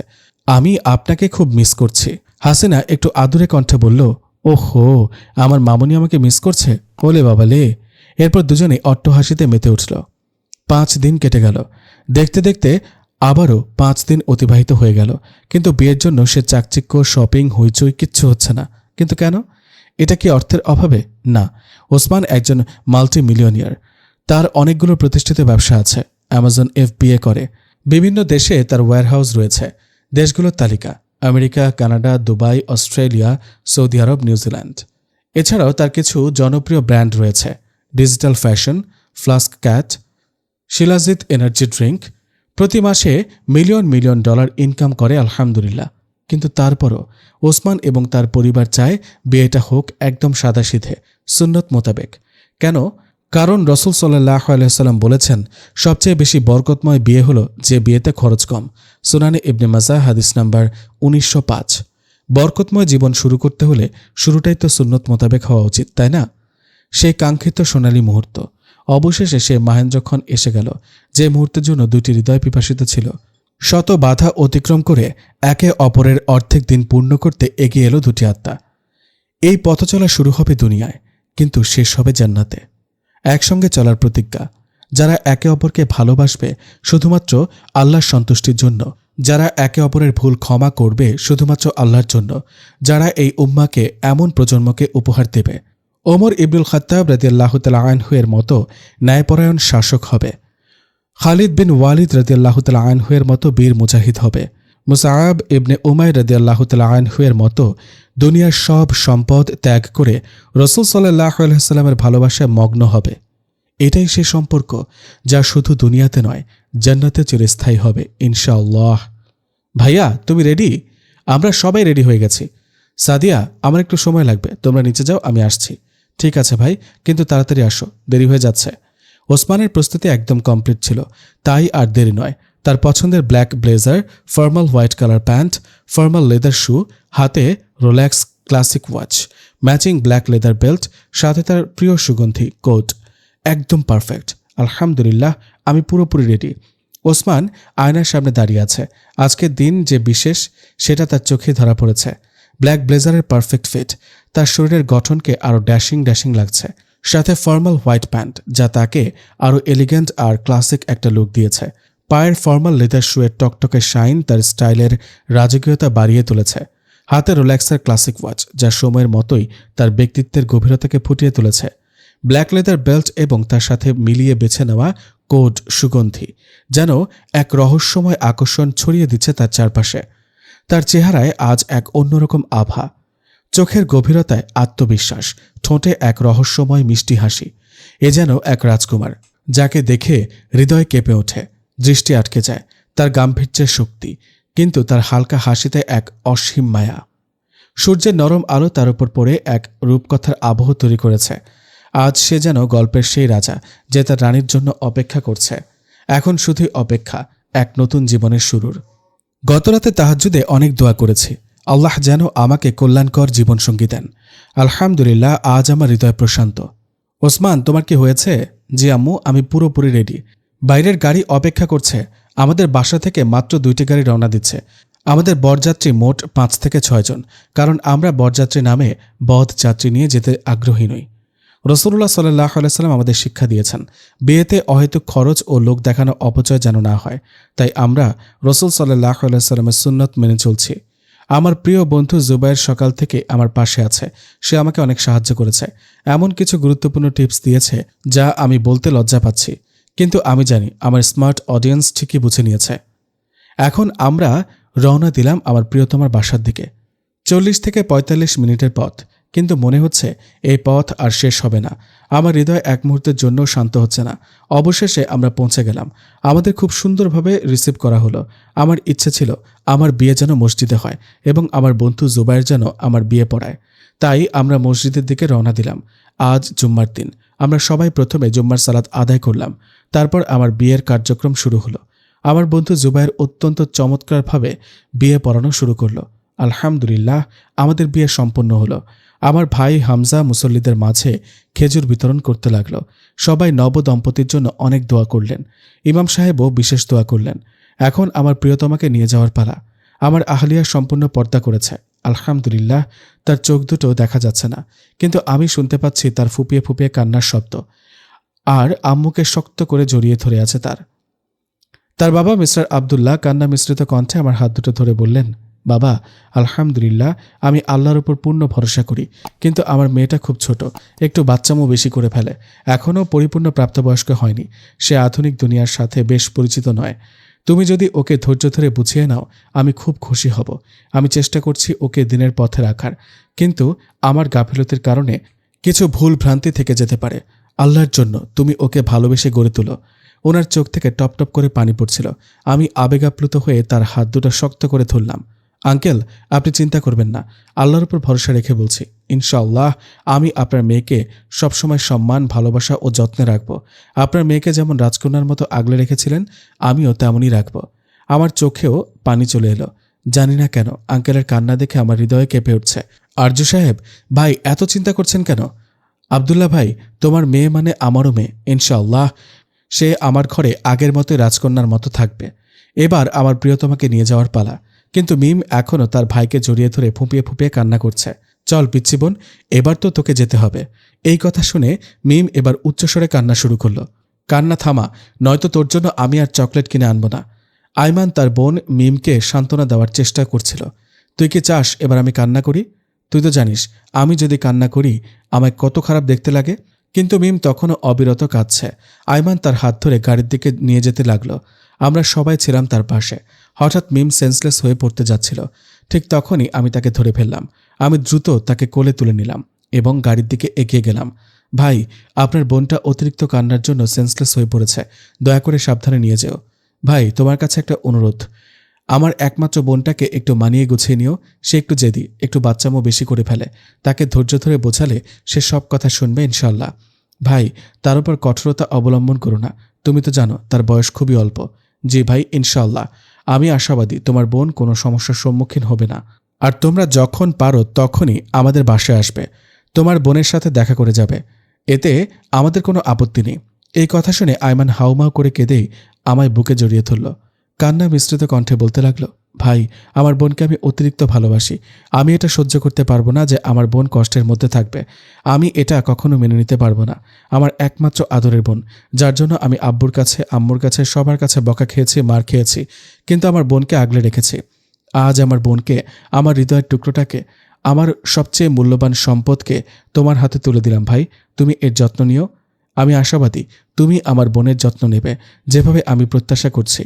জি ইনশাল্লাহ। এবার তুমি কান্না একটু থামাও। আপনার আব্বু আম্মুকে সামলাতে হবে এখন।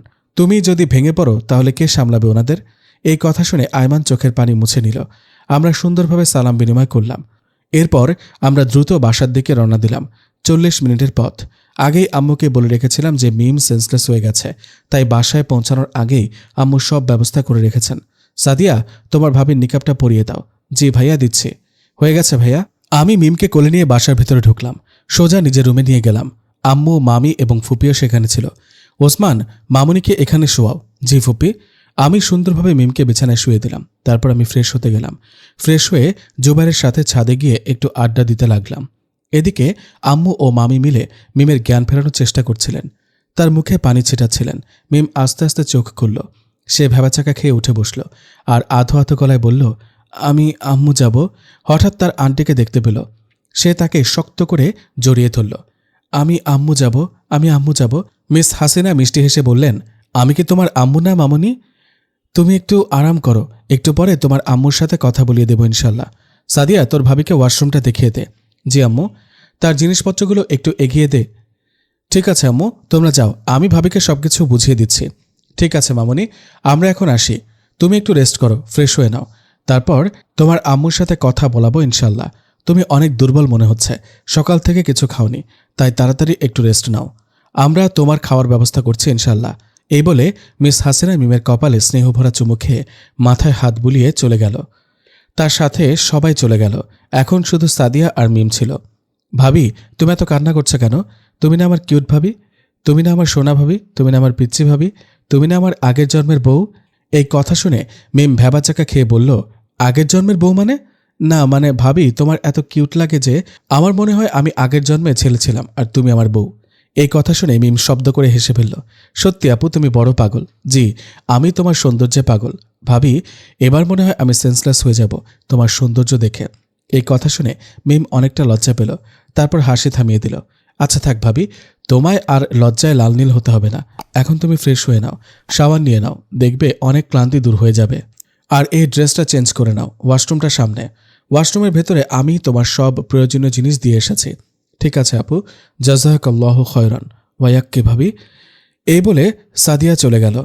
মিম ধীর গতিতে ওয়াশরুমে ঢুকল। এত বড় ওয়াশরুম দেখে রীতিমতো অবাক হয়ে গেল। এত কিছু, cream, body wash, face wash, lotion, এত সব কে ইউজ করে? যে পারে করুক, আমি ফটাফট গোসলটা কমপ্লিট করে নিই। একটু পরেই নয়তো আসরে সালাতের ওয়াক্ত হয়ে যাবে। জুবাইর হেসে বলল, দোস্ত, শেষমেশ তুইও বিয়েটা সম্পূর্ণ করে ফেললি? আমি একটু হাই তুলে বললাম, হ্যাঁ দোস্ত, করে ফেললাম। এবার তোর মতো আমাকেও মার খেতে হবে। একটু মজা করেই বললাম আমি। জুবাইর ভ্রুকুঁচকে বলল, মানে তুই কি বোঝাতে চাইছিস? আমি আমার বউয়ের হাতে মার খাই? আমি হাসতে হাসতে বললাম, আরে দোস্ত, আমি মজা করলাম, সত্যি কি তুই মার খাস? জুবাইর একটু বিরক্ত হয়ে বলল, তুই আমাকে এভাবে বলতে পারলি?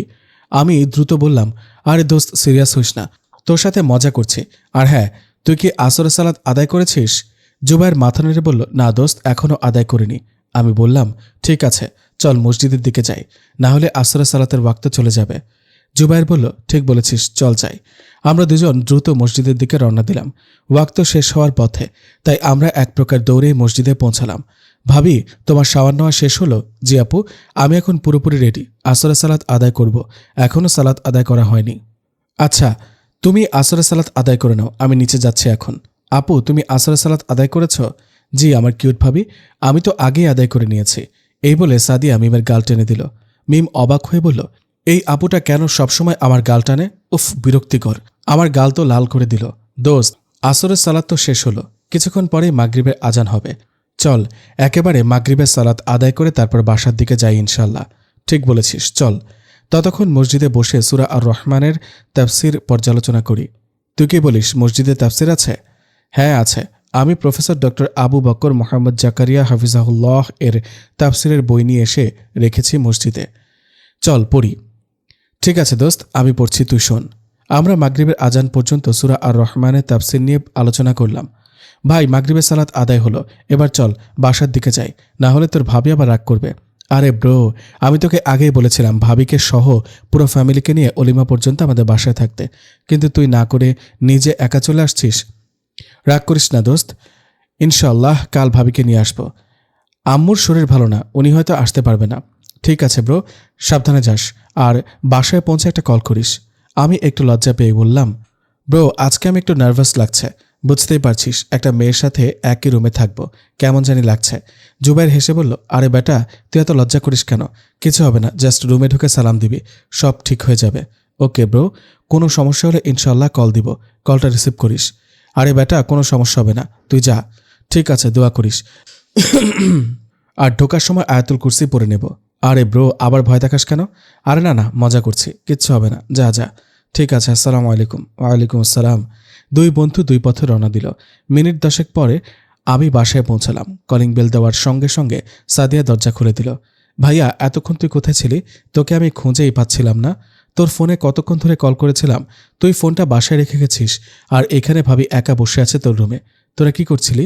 মানে মানে কিছু না, বকবক প্রাণী। আমার ক্ষুধা লেগেছে, আম্মুকে বল আমাকে কিছু খেতে দেওয়ার জন্য।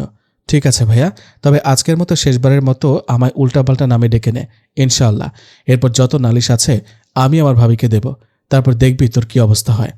আমি একটু আই ডোন্ট কেয়ার ভাব নিয়ে বললাম, ঠিক আছে, দেখা যাবে, এখন যা, আম্মুর কাছে যা। কিছুক্ষণ পর, আম্মু আমার অনেক ক্ষুধা লেগেছে, খেতে দাও। তোমার খাবার আমি মিম মামুনের সাথে উপরে পাঠিয়ে দিয়েছি, তোমরা দুজন একসাথে খেয়ে নাও। আমি রুমের সামনে এসে দাঁড়ালাম। আজ প্রথম নিজের রুমে ঢুকতে যাচ্ছে, একটু বিব্রত লাগছিল, কিন্তু ক্ষুধার জ্বালায় সব লজ্জা শরম উড়িয়ে দিলাম। দরজাটা হালকা খোলা ছিল, তাই আলতো করে ঠেলে দিলাম। আমি রুমে ঢুকতে যাব, তখনই আমার চোখ আটকে গেল তার উপর। মিমের পরনে ছিল গাঢ় লাল রঙের থ্রি-পিস, যেন লাল গোলাপের পাপড়ির মতো মোহনীয়। তার মাথায় কোনো ওড়না ছিল না, আর কোমল সিল্কের মতো চুল হাঁটু পর্যন্ত নেমে এসেছিল। চুলের ঢেউ খেলানো সৌন্দর্য যেন বাতাসে এক মাদকতা ছড়িয়ে দিচ্ছিল। আমি স্তব্ধ হয়ে গেলাম। এতদিন মিমকে আমি হিজাবে ঢাকা অবস্থায় দেখেছি, কিন্তু আজকের এই অপরূপ রূপ, এই জ্যোৎস্নার মতো সৌন্দর্য আগে কখনো দেখিনি। তার গোলগাল মুখটা ঠিক যেন ফুটন্ত গোলাপ, আর গালের রং প্রকৃতির সবচেয়ে স্নিগ্ধ লালিমায় রাঙানো।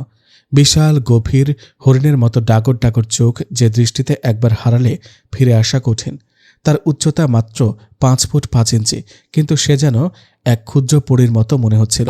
চেহারায় এক অদ্ভুত মায়া, যেন কোনো স্বপ্নের রাজকন্যা। আমি ক্ষণিকের জন্য ক্ষুধা তৃষ্ণা সব ভুলে তার সৌন্দর্যের মায়াজালে বন্দী হয়ে গেলাম। আসসালামু আলাইকুম। আমার হুঁশ ফিরল। আমি আমতা আমতা করে বলতে লাগলাম সালামের উত্তর। ওয়ালাইকুম সালাম। আন্টি আমাদের জন্য খাবার দিয়ে গেছেন, আসুন খেয়ে নিন। জি, আপনি খেয়ে নিয়েছেন? মিম লজ্জায় মিশ্রিত কণ্ঠে বলল, জি না। আচ্ছা চলুন, আমরা একসাথে এক প্লেটে খেয়ে নিই। মিম চুপিসারে মাথা নাড়ালো, হ্যাঁ সূচক জবাব দিল। আমি খাওয়া শুরু করলাম। অনেক লজ্জা লাগছিল, কিন্তু ক্ষুধার জ্বালায় লজ্জাকে একপাশে সরিয়ে রাখলাম।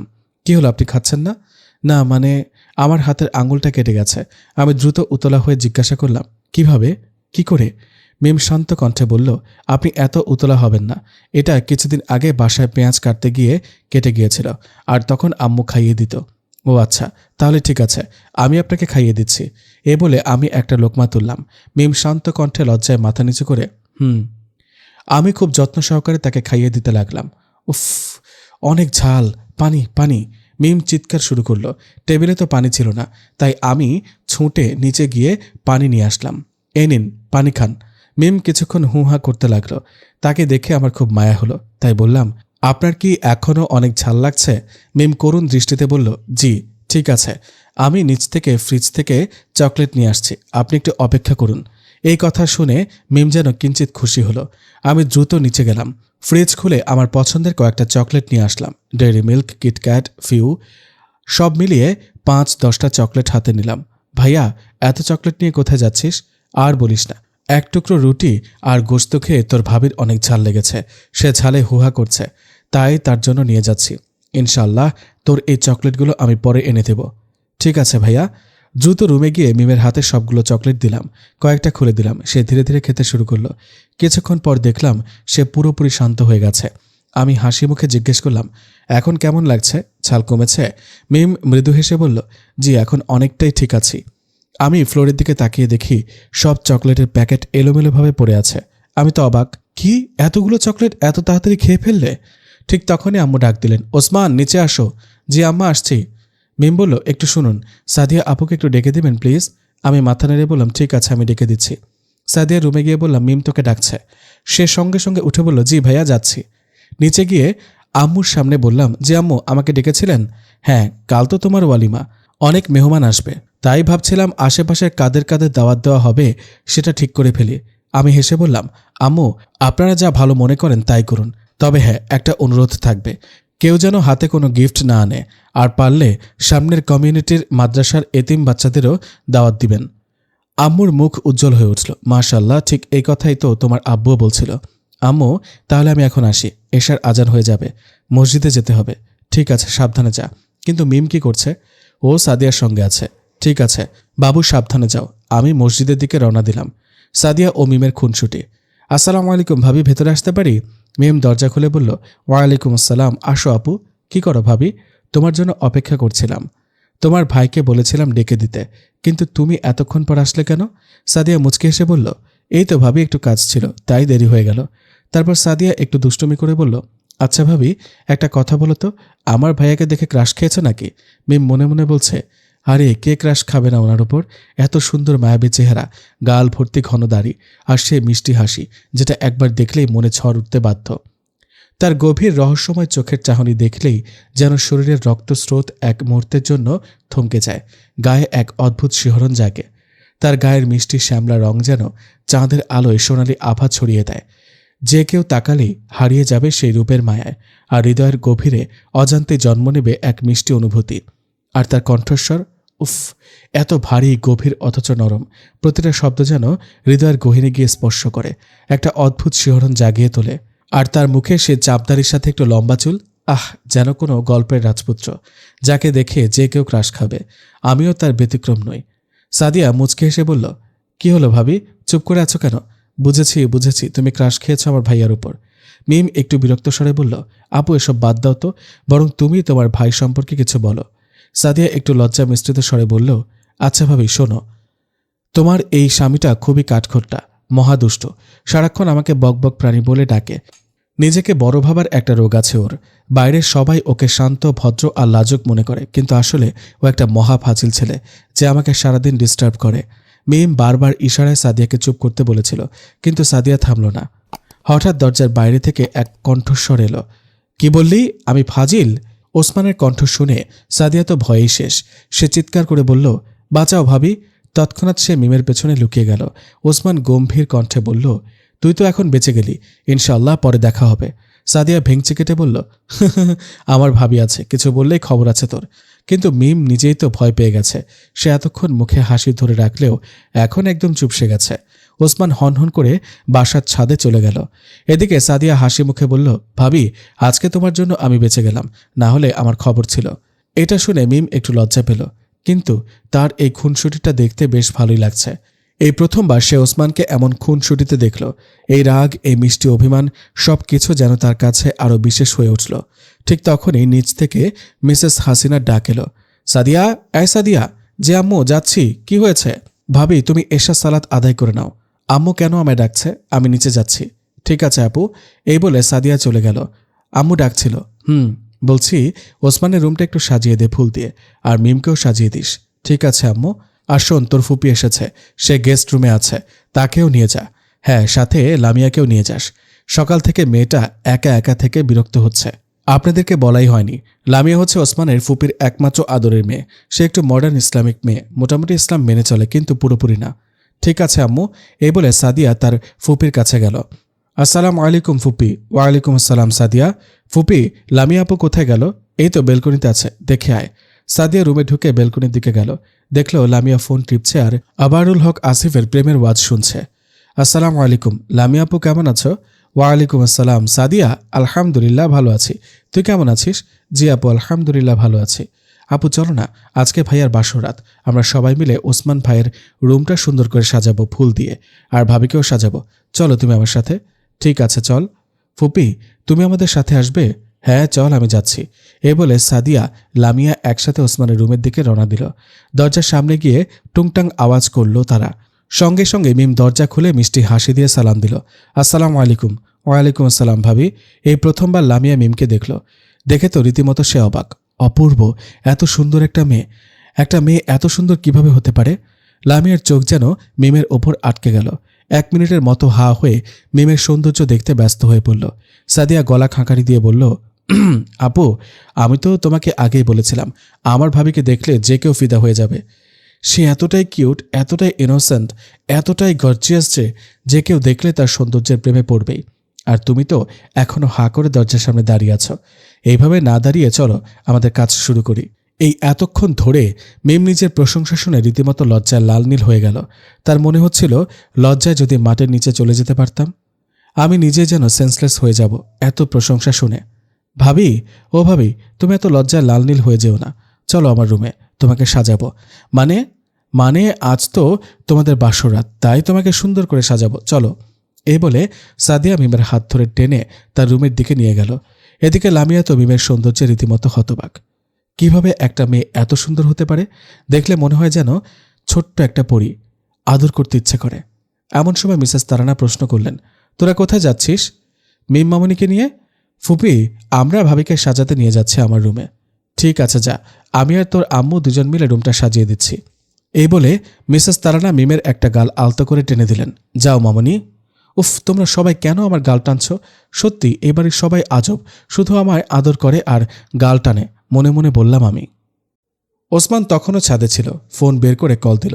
আসসালামু আলাইকুম দোস্ত, তুই বাড়ি পৌঁছেছিস? আরে বেটা, আমি অনেক আগেই বাড়ি পৌঁছে গেছি। আরে ব্রো, তোকে তো বললাম বাড়ি পৌঁছালে কল করতে, করলি কই? ও আর বলিস না, সারাদিন বাসায় ছিলাম না, তোর ভাবিকে প্রশ্নের উত্তর দিতে দিতে আমার অবস্থা খারাপ হয়ে গিয়েছিল, তাই কল করিনি। ঠিক আছে, এখন কি করছিস? এই কি আর করবো, এশা সালাত আদায় করে বসে আছি। Dinner complete. তুই কোথায়? ডিনার কমপ্লিট, আমি ছাদে আছি। কি হলো দোস্ত, বাথরুমে যাসনি? আবার একটু ফাজলামি সুরে জুবায়ের বলল, ভাই আমার নার্ভাসনেস কাজ করছে। কিভাবে কি করব? কিভাবে একটা মেয়ের সাথে এক রুমে থাকবো? আর আমি ঘুমালে তো পুরো বিছানায় এদিক ওদিক করে ঘুরি। কিভাবে আমি একটা মেয়ের সাথে বিছানা শেয়ার করব? দোস্ত টেনশন করিস না, আস্তে আস্তে সব ঠিক হয়ে যাবে। হ্যাঁ, তুই তো এখন চিল করার জন্যই বলবি। ভাই তুই কি ভুলে গেছিস তোরও এই অবস্থা হয়েছিল? এবার জুবাইর একটু বিব্রত কণ্ঠে বলল, আরে বেটা, পুরাতন কথা এখন তুলিস কেন? সব পুরাতন হয়ে গেছে। আচ্ছা, তখন তো তোর হালত আমার মতোই ছিল, আর এখন আমার মজা নিচ্ছিস? এই কথা শুনে ফোনের ওপাশ থেকে জুবাইর অট্ট হাসিতে ফেটে পড়ল। এদিকে ওসমান একটু রেগে বলল, দূর, তোর সাথে কথা বলা বেকার, ফোন কাট। টং টং করে ফোনটা কেটে দিল। উফ ভাবি, ভাবি তুমি এমনিতেই তো সুন্দর, আগুন সুন্দরী, তোমাকে হালকা পাতলা মেকআপ লাগানো হয়েছে, এতেই তো আমি চোখ ফেরাতে পারছি না। লামিয়াও বলল, মাশাআল্লাহ, সত্যি ভাবি তোমার অসাধারণ লাগছে তোমাকে। উফ, আমি নিজে পাগল হয়ে যাচ্ছি। ভাইয়া তোমায় দেখলে কি হবে সেটা ভেবে আমার ভয় লাগছে। ওদিকে মিম তো লজ্জায় শেষ। উফ, সবাই মিলে আমায় এত লজ্জা দিচ্ছে কেন? মিম মনে মনে বলছে। কিন্তু মিমকে সেইভাবে অলংকার দিয়ে সাজানো হয়নি, কারণ সাদিয়া ভালোভাবে জানে তার ভাইয়া বেশি অলংকার পছন্দ করে না। বিশেষ করে নাক ছিদ্র করা আর নাকফুল পরা একদমই অপছন্দ করে। আলহামদুলিল্লাহ, আমাদের ভাবিও দেখি নাক ছিদ্র করেনি এবং নাকফুল পরেনি। সাদিয়া বলল, ভাবি তোমাকে একটা প্রশ্ন করি। জি আপু, বলো। তুমি কেন নাক ছিদ্র করনি? সত্যি বলতে ছোটবেলায় কেউ নাক ছিদ্র করিয়ে দেয়নি, আর আম্মুকে কখনো নাক ছিদ্র করতে দেখিনি, তাই কখনো ইচ্ছেটাও জাগেনি। একবার শায়েখ আবু বকর মোহাম্মদ জাকারিয়া হাফিজাহুল্লাহর লেকচারে শুনেছিলাম, তিনি নাক ছিদ্র করাকে পার্সোনালি নাজায়েজ মনে করেন এবং এটাকে বিকৃতি মনে করেন। তখন থেকে আমার আর ইচ্ছা হয়নি। আলহামদুলিল্লাহ, মাশাল্লাহ ভাবি, ভাইয়াও নাক ছিদ্র করা একদম অপছন্দ করে। দেখো, আমাকেও করতে দেয়নি। এই সাদিয়া, এইবার আমাদের ভাবি সাহেবাকে নিয়ে চল বাসর ঘরে। জি আপু, চলো ভাবি, চলো। মিম তো পিচ্চি মেয়ে, বাসর ঘরে কি হয় সে সম্পর্কে তার কোনো ধারণাই নেই, তাই চুপচাপ নির্বাক হয়ে যেতে লাগলো। ওসমানের রুমের সামনে গিয়ে সাদিয়া একটু জোর গলায় সালাম দিল। আসসালামু আলাইকুম ফুপি, সাজানো কমপ্লিট হয়েছে? জি সাদিয়া, সব কমপ্লিট হয়ে গেছে। মিমমণিকে নিয়ে আসো। ফুপি, ভাবি অলরেডি আমাদের সাথে আছে। ঠিক আছে, ভেতরে আসো। মিসেস হাসিনা আদুরে কণ্ঠে বললেন, কই দেখি আমার মামুনিটাকে কেমন লাগছে। আস্তে করে ওপর থেকে ঘোমটাটা সরিয়ে দিলেন। মাশাআল্লাহ, এ যেন আস্ত একটা চাঁদ। সঙ্গে সঙ্গে প্রশংসার পঞ্চমুখী হয়ে মিসেস তারানাও বললেন, মাশাআল্লাহ মাশাআল্লাহ। এ দেখ, মেম লজ্জায় যেন চুপসে যাচ্ছে। এবার সবার এত প্রশংসা শুনে তার কান গরম হয়ে উঠছে, আর নাক যেন লজ্জায় লাল হয়ে যাচ্ছে। মিসেস হাসিনা স্নেহ ভরে মিমের মাথায় হাত বুলিয়ে হালকা হাসলেন। তারপর তাদের রুমে একা ছেড়ে চলে গেলেন। ভাবি, তুমি তাহলে ভাইয়ার জন্য ওয়েট করো, ভাই হয়তো একটু পরেই চলে আসবে। মিম অস্থির হয়ে শিশু সুলভ কণ্ঠে বলে উঠল, মানে আপু, তোমরা কোথায় যাচ্ছ? তোমরা আমার সাথে থাকবে না? এদিকে সাদিয়া মুচকি মুচকি হাসছে, আর লামিয়া একগাল হেসে বলল, আরে ভাবি, এখন থেকে তুমি আর ভাইয়া একসাথে থাকবে। বাসরাতে আমরা থেকে কি করব? কিন্তু মিম তো একেবারে পিচ্চি মেয়ে, এসব ব্যাপারে কিছুই বোঝে না। তার কাছে সবকিছু যেন ধোঁয়াশা। সে ঠোঁট ফুলিয়ে অভিমানী স্বরে বলল, তোমরা না থাকলে আমি একা একা থাকবো না। এ কথা শুনে এবার সাদিয়া আর লামিয়া একসাথে হেসে উঠল, যেন ওরা এতদিনের সবচেয়ে মজার কৌতুক শুনেছে। লামিয়া এবার একটু দুষ্টু কণ্ঠে বলল, ওহো, আমার ভাবিটা দেখি কিছুই বোঝে না। সাদিয়া, ভাবির বয়স কত বলতো? সাদিয়া হেসে মিমের দিকে তাকিয়ে জিজ্ঞেস করল, ভাবি তোমার বয়স কত? মিম তখন শান্ত স্বরে উত্তর দিল, জি আপু, আমার বয়স এই 16তে পড়েছে। সাদিয়া অবাক হয়ে বলল, ভাবি সত্যি? মিম বিনীতভাবে মাথা নাড়িয়ে বলল, জি আপু, কেন, কি হয়েছে? সাদিয়া একটু চিন্তিত মুখে বলল, না মানে আমি তো গুনে গুনে তোমার চেয়ে 3 বছরের বড়, আর লামিয়া তোমার চেয়ে 4 বছরের বড়। ও তাই বলি, আমার ভাবি কেন এত কিছু বুঝতে পারছে না? লামিয়া দীর্ঘশ্বাস ফেলে বলল। এরপর সে একটু নরম স্বরে মিমকে জিজ্ঞেস করলো, ভাবি তুমি কি ফোন ইউজ করো? মিম শান্তভাবে বলল, জি আপু, আমি ফোন ইউজ করি না। বাসায় যে ফোনটা থাকতো মাঝে মধ্যে শুধু শায়েকদের বক্তব্য শুনতাম আর কোরআন তেলাওয়াত শুনতাম। এই কথা শুনে সাদিয়া আর লামিয়া একে অপরের দিকে তাকিয়ে দীর্ঘশ্বাস ফেলল। ও আচ্ছা, তাই বলি আমাদের ভাবির মাথার উপর দিয়ে সবকিছু চলে যাচ্ছে কেন? তারা এবার হালকা করে মিমকে সব বুঝিয়ে দিতে লাগলো, কিন্তু মিম কিছুই বুঝতে পারছে না।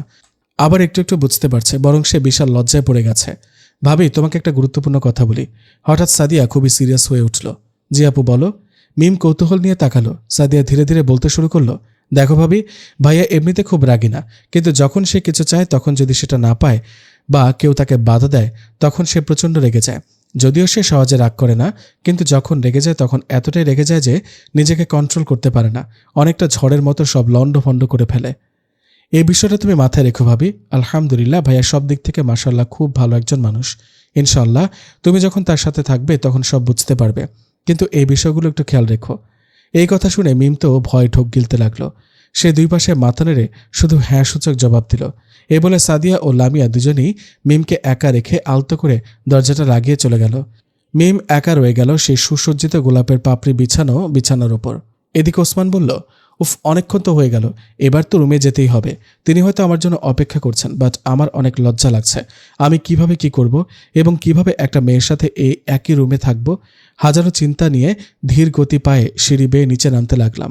রুমের সামনে এসে 1 মিনিটের মতো স্তব্ধ হয়ে দাঁড়িয়ে রইলাম, কারণ ভেতরে ঢুকতে আমার লজ্জা লাগছে। তাও আর কি করার, আলতো করে দরজাটা ঠেলে সালাম দিলাম, আসসালামু আলাইকুম রহমতুল্লাহ। তিনি সে মায়াবী কণ্ঠে প্রত্যুত্তরে সালামের জবাব দিয়ে বললেন, ওয়ালাইকুম আসসালাম রহমতুল্লাহি ওয়া বারাকাতুহু। তিনার এই মায়াবী কণ্ঠ শুনে আমার হার্টবিট দ্রুত পাম্প করা শুরু করলো। আমি রুমটা লক করে ধীর গতিতে আমার বেডের দিকে যেতে লাগলাম।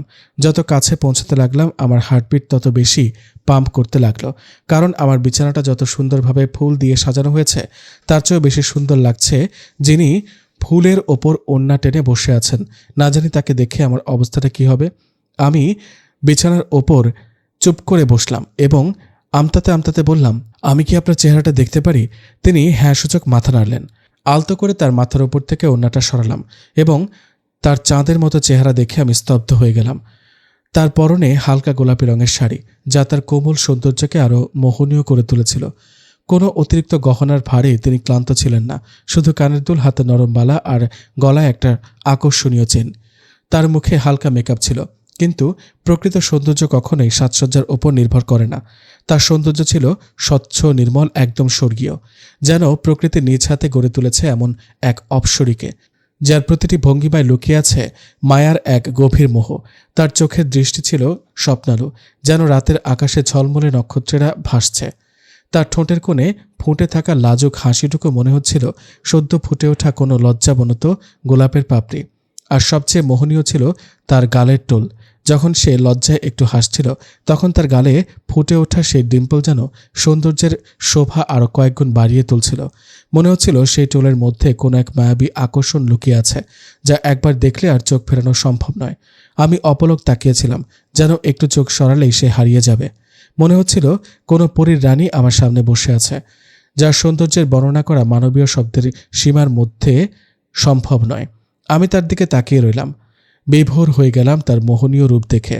সত্যি বলতে সে মুহূর্তে আমি বুঝতে পারছিলাম না আমি স্বপ্ন দেখছি নাকি বাস্তবে এক স্বর্গীয় রমণীকে নিজের চোখে দেখছি। হ্যালো, কি দেখছেন আপনি এইভাবে?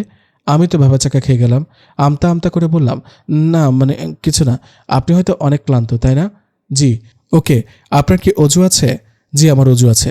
ঠিক আছে, এখন আমি তোমার মাথার উপরে হাত রেখে দোয়া পড়ছি, যেটা রাসূলুল্লাহ সাল্লাল্লাহু আলাইহি ওয়াসাল্লাম পড়তে বলেছেন। আল্লাহুম্মা ইন্নী আসআলুকা খায়রাহা ওয়া খায়রা মা জাবালতাহা আলাইহি ওয়া আউযু বিকা মিন শাররিহা ওয়া শাররি মা জাবালতাহা আলাইহি। হে আল্লাহ, আমি এর যত কল্যাণ রয়েছে এবং যত কল্যাণ তার স্বভাবে আপনি দিয়েছেন তা চাই, আর এর যত অকল্যাণ রয়েছে এবং যত অকল্যাণ ওর স্বভাব চরিত্রে আপনি রেখেছেন তা থেকে আপনার আশ্রয় চাই। স্ত্রীও নতুন স্বামীকে গ্রহণের জন্য এই দোয়া করতে পারেন। আরবিতে হাদিসের স্থলে আবু দাউদ শরীফে হাদিস নাম্বার 2160। এখন চলুন আমরা শুকরিয়া স্বরূপ 2 রাকাত সালাত আদায় করে নিই। ঠিক আছে, চলুন। এই বলে আমরা আমাদের রবের সন্তুষ্টির জন্য 2 রাকাত সালাত আদায় করলাম। সালাত শেষে আমি দীর্ঘ মোনাজাতে মগ্ন হয়ে গেলাম। হে আমার প্রতিপালক, আমি নিজেকে পবিত্র রাখার জন্য সর্বোচ্চ চেষ্টা করেছি। শুধুমাত্র আপনার সন্তুষ্টির আশায় আমি হালালের জন্য অপেক্ষার প্রহর গুনেছি। নিজেকে ফিতনা থেকে দূরে রাখতে নিরন্তর সংগ্রাম করেছি, যেন আপনার সন্তুষ্টি অর্জন করতে পারি এবং আপনার পক্ষ থেকে একজন উত্তম জীবনসঙ্গী প্রাপ্ত হই। আলহামদুলিল্লাহ, আমি অনুভব করি আপনি আমার চাওয়ার চেয়ে শ্রেষ্ঠ, সৌন্দর্যে এবং গুণে অনন্য একজন জীবন সঙ্গিনী দান করেছেন। আলহামদুলিল্লাহ, আমি যেন কখনো জালেম না হয়ে যাই। আমি যেন আমার প্রিয়তমার প্রতি কোনো জুলুম না করি। আমাকে ধৈর্যশীল করুন, আমার হৃদয়কে নরম ও দয়ালু করুন। হে আমার রব, আপনি আমার জীবন সঙ্গিনীর প্রতি আপনার অশেষ রহমত বর্ষণ করুন। তার মাঝে যদি কোনো ত্রুটি বা দুর্বলতা থাকে, আপনি তাকে কল্যাণে পরিপূর্ণ করে দিন। আমাদের একে অপরের জন্য প্রশান্তির কারণ করে তুলুন। হে আল্লাহ, আমাদের দুজনকে একসঙ্গে জান্নাতের পথে চলার তৌফিক দান করুন। আমাদের দাম্পত্য জীবনে ভালোবাসা, বরকত ও রহমতের পরশ বুলিয়ে দিন, যেন আমরা আপনার আনুগত্যের পথে দৃঢ় থাকতে পারি। আমিন ইয়া রব্বুল আলামিন। দীর্ঘ মোনাজাত শেষে মিমের চেহারার দিকে তাকালাম। চেহারায় এক অপূর্ব নুরানি মনে হচ্ছে এবং অনেক ক্লান্ত মনে হচ্ছে। তাই আমি বললাম, আপনি অনেক টায়ার্ড, আপনি একটু ফ্রেশ হয়ে নিন আর ঘুমিয়ে পড়ুন। তিনি শান্ত মেয়ের মতো মাথা নেড়ে ওয়াশরুমে চলে গেল। আমি পড়ার টেবিলে একটা বই নিয়ে বইয়ের পৃষ্ঠা উল্টাতে লাগলাম। আজকে তেমন আমার পড়ার দিকে মন লাগছে না। আর কিভাবে পড়ার দিকে মন লাগবে যখন পাশে এত কিউট, গর্জিয়াস, বিউটিফুল, অ্যাট্রাকটিভ সুন্দরী মেয়ে আমার রুমে আছে? দেখলেই আদর করতে ইচ্ছে করে। জি, আমি ফ্রেশ হয়ে গেছি। ঠিক আছে, আপনি বিছানায় ঘুমিয়ে পড়ুন, আমি সোফায় ঘুমিয়ে পড়ব। But why? এত বড় বিছানা থাকতে আপনি সোফায় কেন ঘুমাবেন?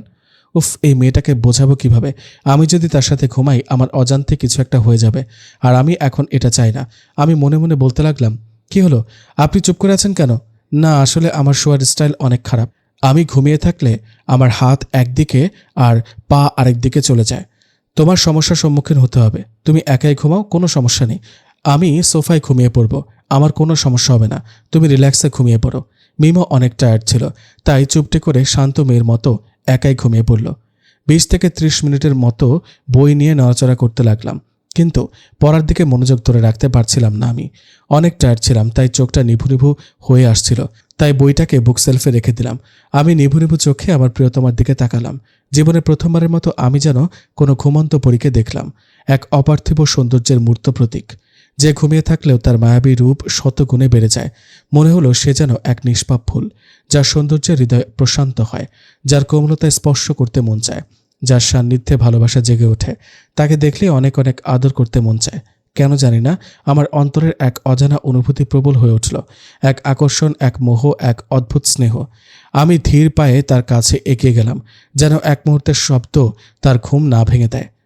খুব ধীরে, খুব মৃদু করে আমি তার কপালে আমার ঠোঁট ছুঁয়ে দিলাম, এক উষ্ণ স্নিগ্ধ ভালোবাসার পরশ, যা হয়তো সে ঘুমের মাঝে অনুভব করতে পারবে না। এবার আমি চুপটি করে সোফায় গিয়ে ঘুমিয়ে পড়লাম, হাজারো কথা, হাজারো অনুভূতি দমন করে।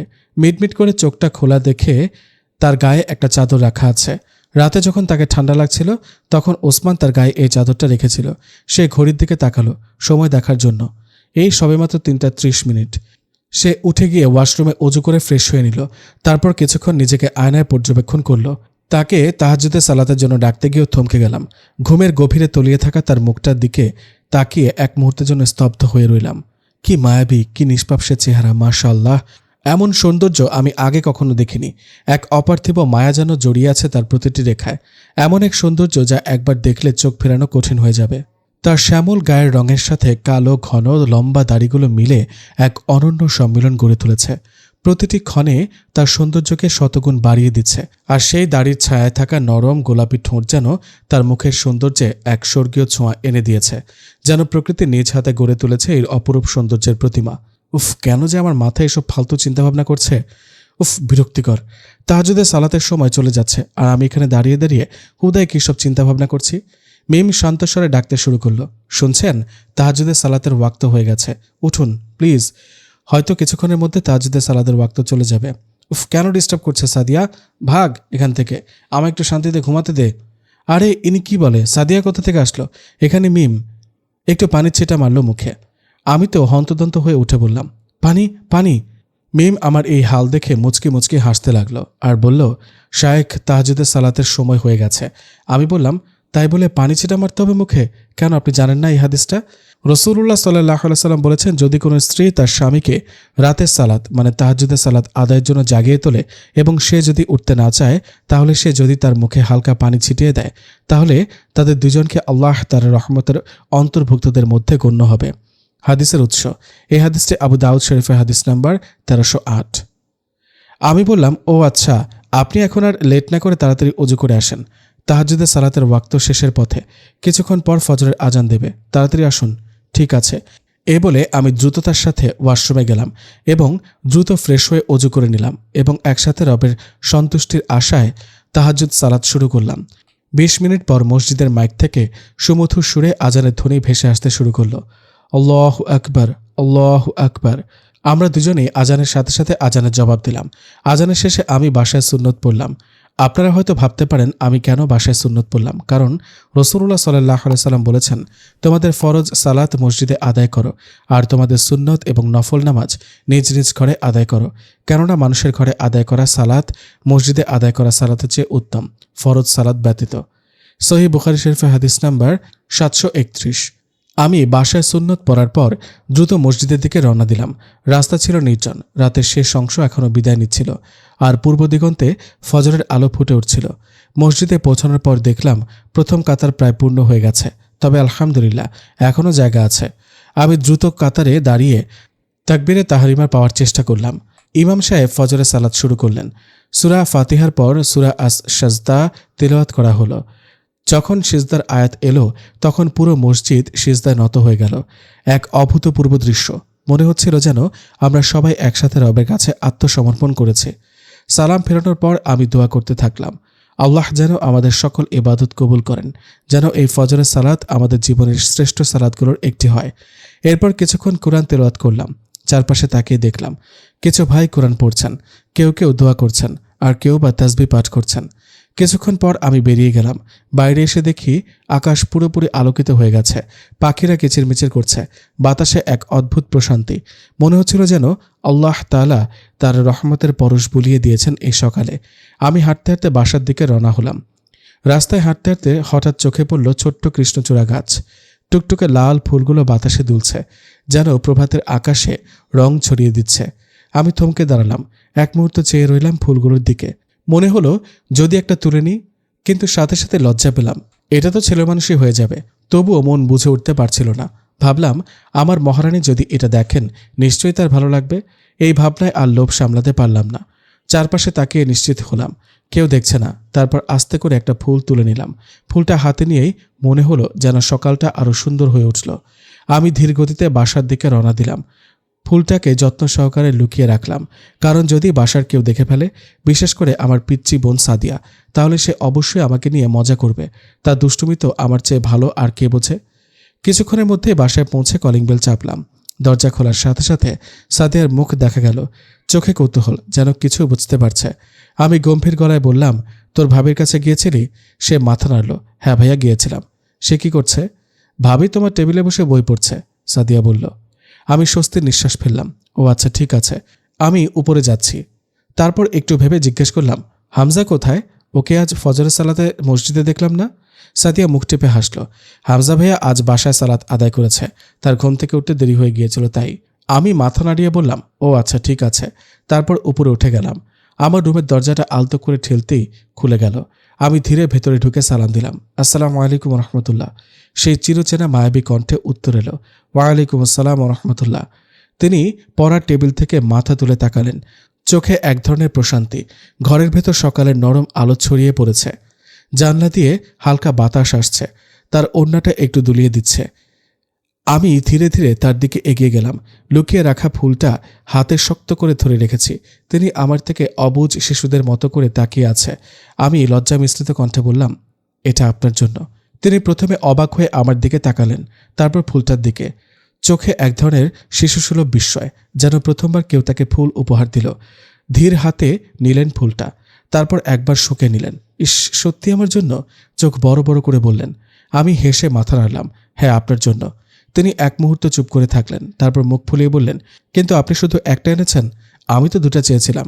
আমি অবাক হয়ে বললাম, আপনি তো বলেননি। তিনি আবার মুখ ছোট করে বললেন, কিন্তু আমার তো দুইটা হাত। আমি একটু হেসে বললাম, কি যে বাচ্চামো, এই ছোট্ট রাগ, এই শিশুসুলভ অভিমান, সবকিছু কেমন মিষ্টি লাগছিল। আমি হালকা গলায় বললাম, ঠিক আছে, কালকে আপনাকে দুইটা ফুল এনে দেব। তিনি এবার একটু হাসলেন, ফুলটা বুকের কাছে জড়িয়ে ধরে বললেন, তাহলে ঠিক আছে, কিন্তু আজকের জন্য এটাও চলবে। একটা দীর্ঘশ্বাস নিলাম।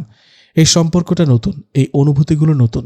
আমরা দুজনই লজ্জায় ঢেকে আছি, কিন্তু এর মাঝে ছোট ছোট মুহূর্তগুলো কি মিষ্টি হয়ে উঠছে। জানলার বাইরে সূর্য উঠেছে, আর ভেতরে আমাদের ভালোবাসা ধীরে ধীরে প্রস্ফুটিত হচ্ছে, কৃষ্ণচূড়ার ফুলের মতো। মিম, আপনি ফজরের সালাত আদায় করে তারপর কি করেন? আমি সেরকম কিছু করি না, কিন্তু প্রতিদিন কোরআন মাজিদ তেলাওয়াত করি এবং সাথে কিছু বই পড়ি, কিন্তু আজ অনেক ক্লান্ত অনুভব করছি এবং ঘুম ঘুম পাচ্ছে। আর আপনি কি করেন? ফজরের সালাতের পর আমি নিয়মিত কোরআন তেলাওয়াত করতে পারি না, কিন্তু চেষ্টা করি মাঝে মাঝে গাফেলদের কারণে কন্টিনিউ প্রতিদিন তেলাওয়াত করতে পারি না। চেষ্টা করি। ও আচ্ছা, মাশাআল্লাহ। এবার আমরা দুজনে একসাথে তেলাওয়াত করব এবং একে অপরের সাহায্য করব ইনশাআল্লাহ। কোনো সমস্যা হবে না। মিম, আপনার সবচেয়ে পছন্দের সূরা কোনটা যদি বলতেন? আমার সবচেয়ে পছন্দের সূরা হচ্ছে সূরা আর রহমান এবং সূরা মুলক। আর আপনার? আমার সূরা রহমান এবং সূরা দোহা। মাশাআল্লাহ, মাশাআল্লাহ। আপনি আমায় একটু কিচেন রুমটা দেখিয়ে দিবেন? আমি বললাম, কেন, কিচেনে কি করবেন? না, মানে সবার জন্য চা কফি বানাতাম। আমি মৃদু হেসে বললাম, আসলে আমাদের বাসায় সেরকম কেউ সকালে চা বা কফি খায় না, আর আপনাকে কিচেন রুমে যেতে হবে না, বুঝতে পারলেন? মিম হ্যাঁসূচক মাথা নাড়ল আর বলল, তাহলে এখন আমি কি করব? আমার তো অনেক বোরিং লাগছে। আচ্ছা ঠিক আছে, আপনি বুকসেলফ থেকে আর রহিকুল মাকতুম বইটা নিয়ে বিছানায় আসুন। আচ্ছা। বুকসেলফ থেকে সে বইটা নেওয়ার জন্য অনেক চেষ্টা করছে, কিন্তু বইটা বুকসেলফের একদম উঁচু জায়গায় রাখা আছে, এর জন্য তার হাত পৌঁছাচ্ছে না। শায়েখ, আমার হাত পৌঁছাচ্ছে না। আমি অবাক কণ্ঠে বললাম, শায়েখ মানে? উনি আমতামতা করে বলতে শুরু করলেন, না মানে আমি চাইতাম আমার যে ফিউচার হাজব্যান্ড হবে তাকে আমি শায়েখ বলে সম্বোধন করব, তাই আপনাকে আমি শায়েখ বলেছি। আপনি কি রাগ করেছেন? আমি কি আপনাকে শায়েখ বলে ডাকতে পারি? আমি বুকসেলফ থেকে বইটা পাড়তে পারতে মৃদু হেসে বললাম, জি, আপনি আমাকে শায়েখ বলে ডাকতে পারেন, কিন্তু একটা শর্ত, আমি আপনাকে পিচ্চি মেয়ে বলে ডাকবো। কিন্তু আমি তো যথেষ্ট বড়, পিচ্চি মেয়ে বলে ডাকবেন কেন আমাকে? আবারও মৃদু হেসে বললাম, আমার তো মনে হয় না। বাই দ্য ওয়ে, আপনার এজ কত? মিম শান্ত কণ্ঠে বলল, 16। মানে আপনার বয়স 16? কি বলছেন? জি, আমি ঠিকই বলেছি, আমার এজ 16। আচ্ছা, আপনি কি জানেন আপনার চেয়ে আমি গুনে গুনে 6 বছরের বড়? আপনি কি জানেন না? জানতাম না, কিন্তু এখন জেনে গেলাম। মানে কি? আমার মনে হয়েছিল আপনার এজ হয়তো 18+ হবে, কিন্তু আপনি তো একদম পিচ্চি মেয়ে। আপনি হাজব্যান্ড অ্যান্ড ওয়াইফের সম্পর্ক কেমন হয় সেই বিষয়ে কোনো নলেজ আছে? মিম শান্ত কণ্ঠে বলল, জি না, আমি তো এর আগে কখনো বিবাহ করিনি, সো এই বিষয়ে আমার কোনো নলেজ নেই। আমি একটু হতাশা কণ্ঠে বললাম, আপনি কি জানেন কোনো হাজব্যান্ড তার ওয়াইফকে তার আদর করতে মন চাইলে আদর করতে পারে? এই বিষয়ে কি আপনার কোনো নলেজ আছে? মিম আবারও লাজুক কণ্ঠে বলল, জি, আমার এ বিষয়ে কোনো নলেজ নেই, কিন্তু আমায় যদি কেউ সুন্দরভাবে বুঝিয়ে দেয়, আমি আশাবাদী আমি এতটাও বাচ্চা না যে কিছু বুঝতে পারবো না। ঠিক আছে, আমার যখন আপনাকে আদর করতে মন চাইবে প্লিজ আমায় বাধা দেবেন না। আর হ্যাঁ, আমার আপনার এই সৌন্দর্য দেখে মনে হয় না আপনাকে আদর না করে আমি বেশি দিন থাকতে পারবো। সুতরাং আমি আদর করার সময় অনুগ্রহ করে আমায় ডিস্টার্ব করবেন না। আবার শান্তভাবে দুই দিকে মাথা দুলিয়ে হ্যাঁ সূচক জবাব দিল। ঠিক আছে, এখন আপনি আমায় এই সিরাতের বইটা পড়ে শোনান। এই বলে আমি শুয়ে পড়লাম। মিম, জি বলুন। না মানে, আপনি যদি কিছু মনে না করেন, আমি কি আপনার কোলে মাথা রেখে ঘুমাতে পারি? মিম তো এইসব কথা শুনে লজ্জায় আইসক্রিমের মতো গলে যাচ্ছে, কিন্তু কি আর করার, তাও শান্ত কণ্ঠে হ্যাঁসূচক জবাব দিল। শায়েখ, আমি কি আপনার চুলে হাত দিতে পারি? জি পারেন, কোনো সমস্যা নেই। আর আপনাকে সব জিনিসের জন্য পারমিশন নিতে হবে না, বুঝলেন? জি। আপনি আমায় 370 পৃষ্ঠা থেকে হামজা রাদিয়াল্লাহু তাআলা আনহুর ইসলাম ধর্মগ্রহণের ঘটনা থেকে পড়ে শোনান। মিম খুব শান্ত কণ্ঠে পড়া শুরু করলো। কিছুক্ষণ পর, ভাবি, ও ভাবি,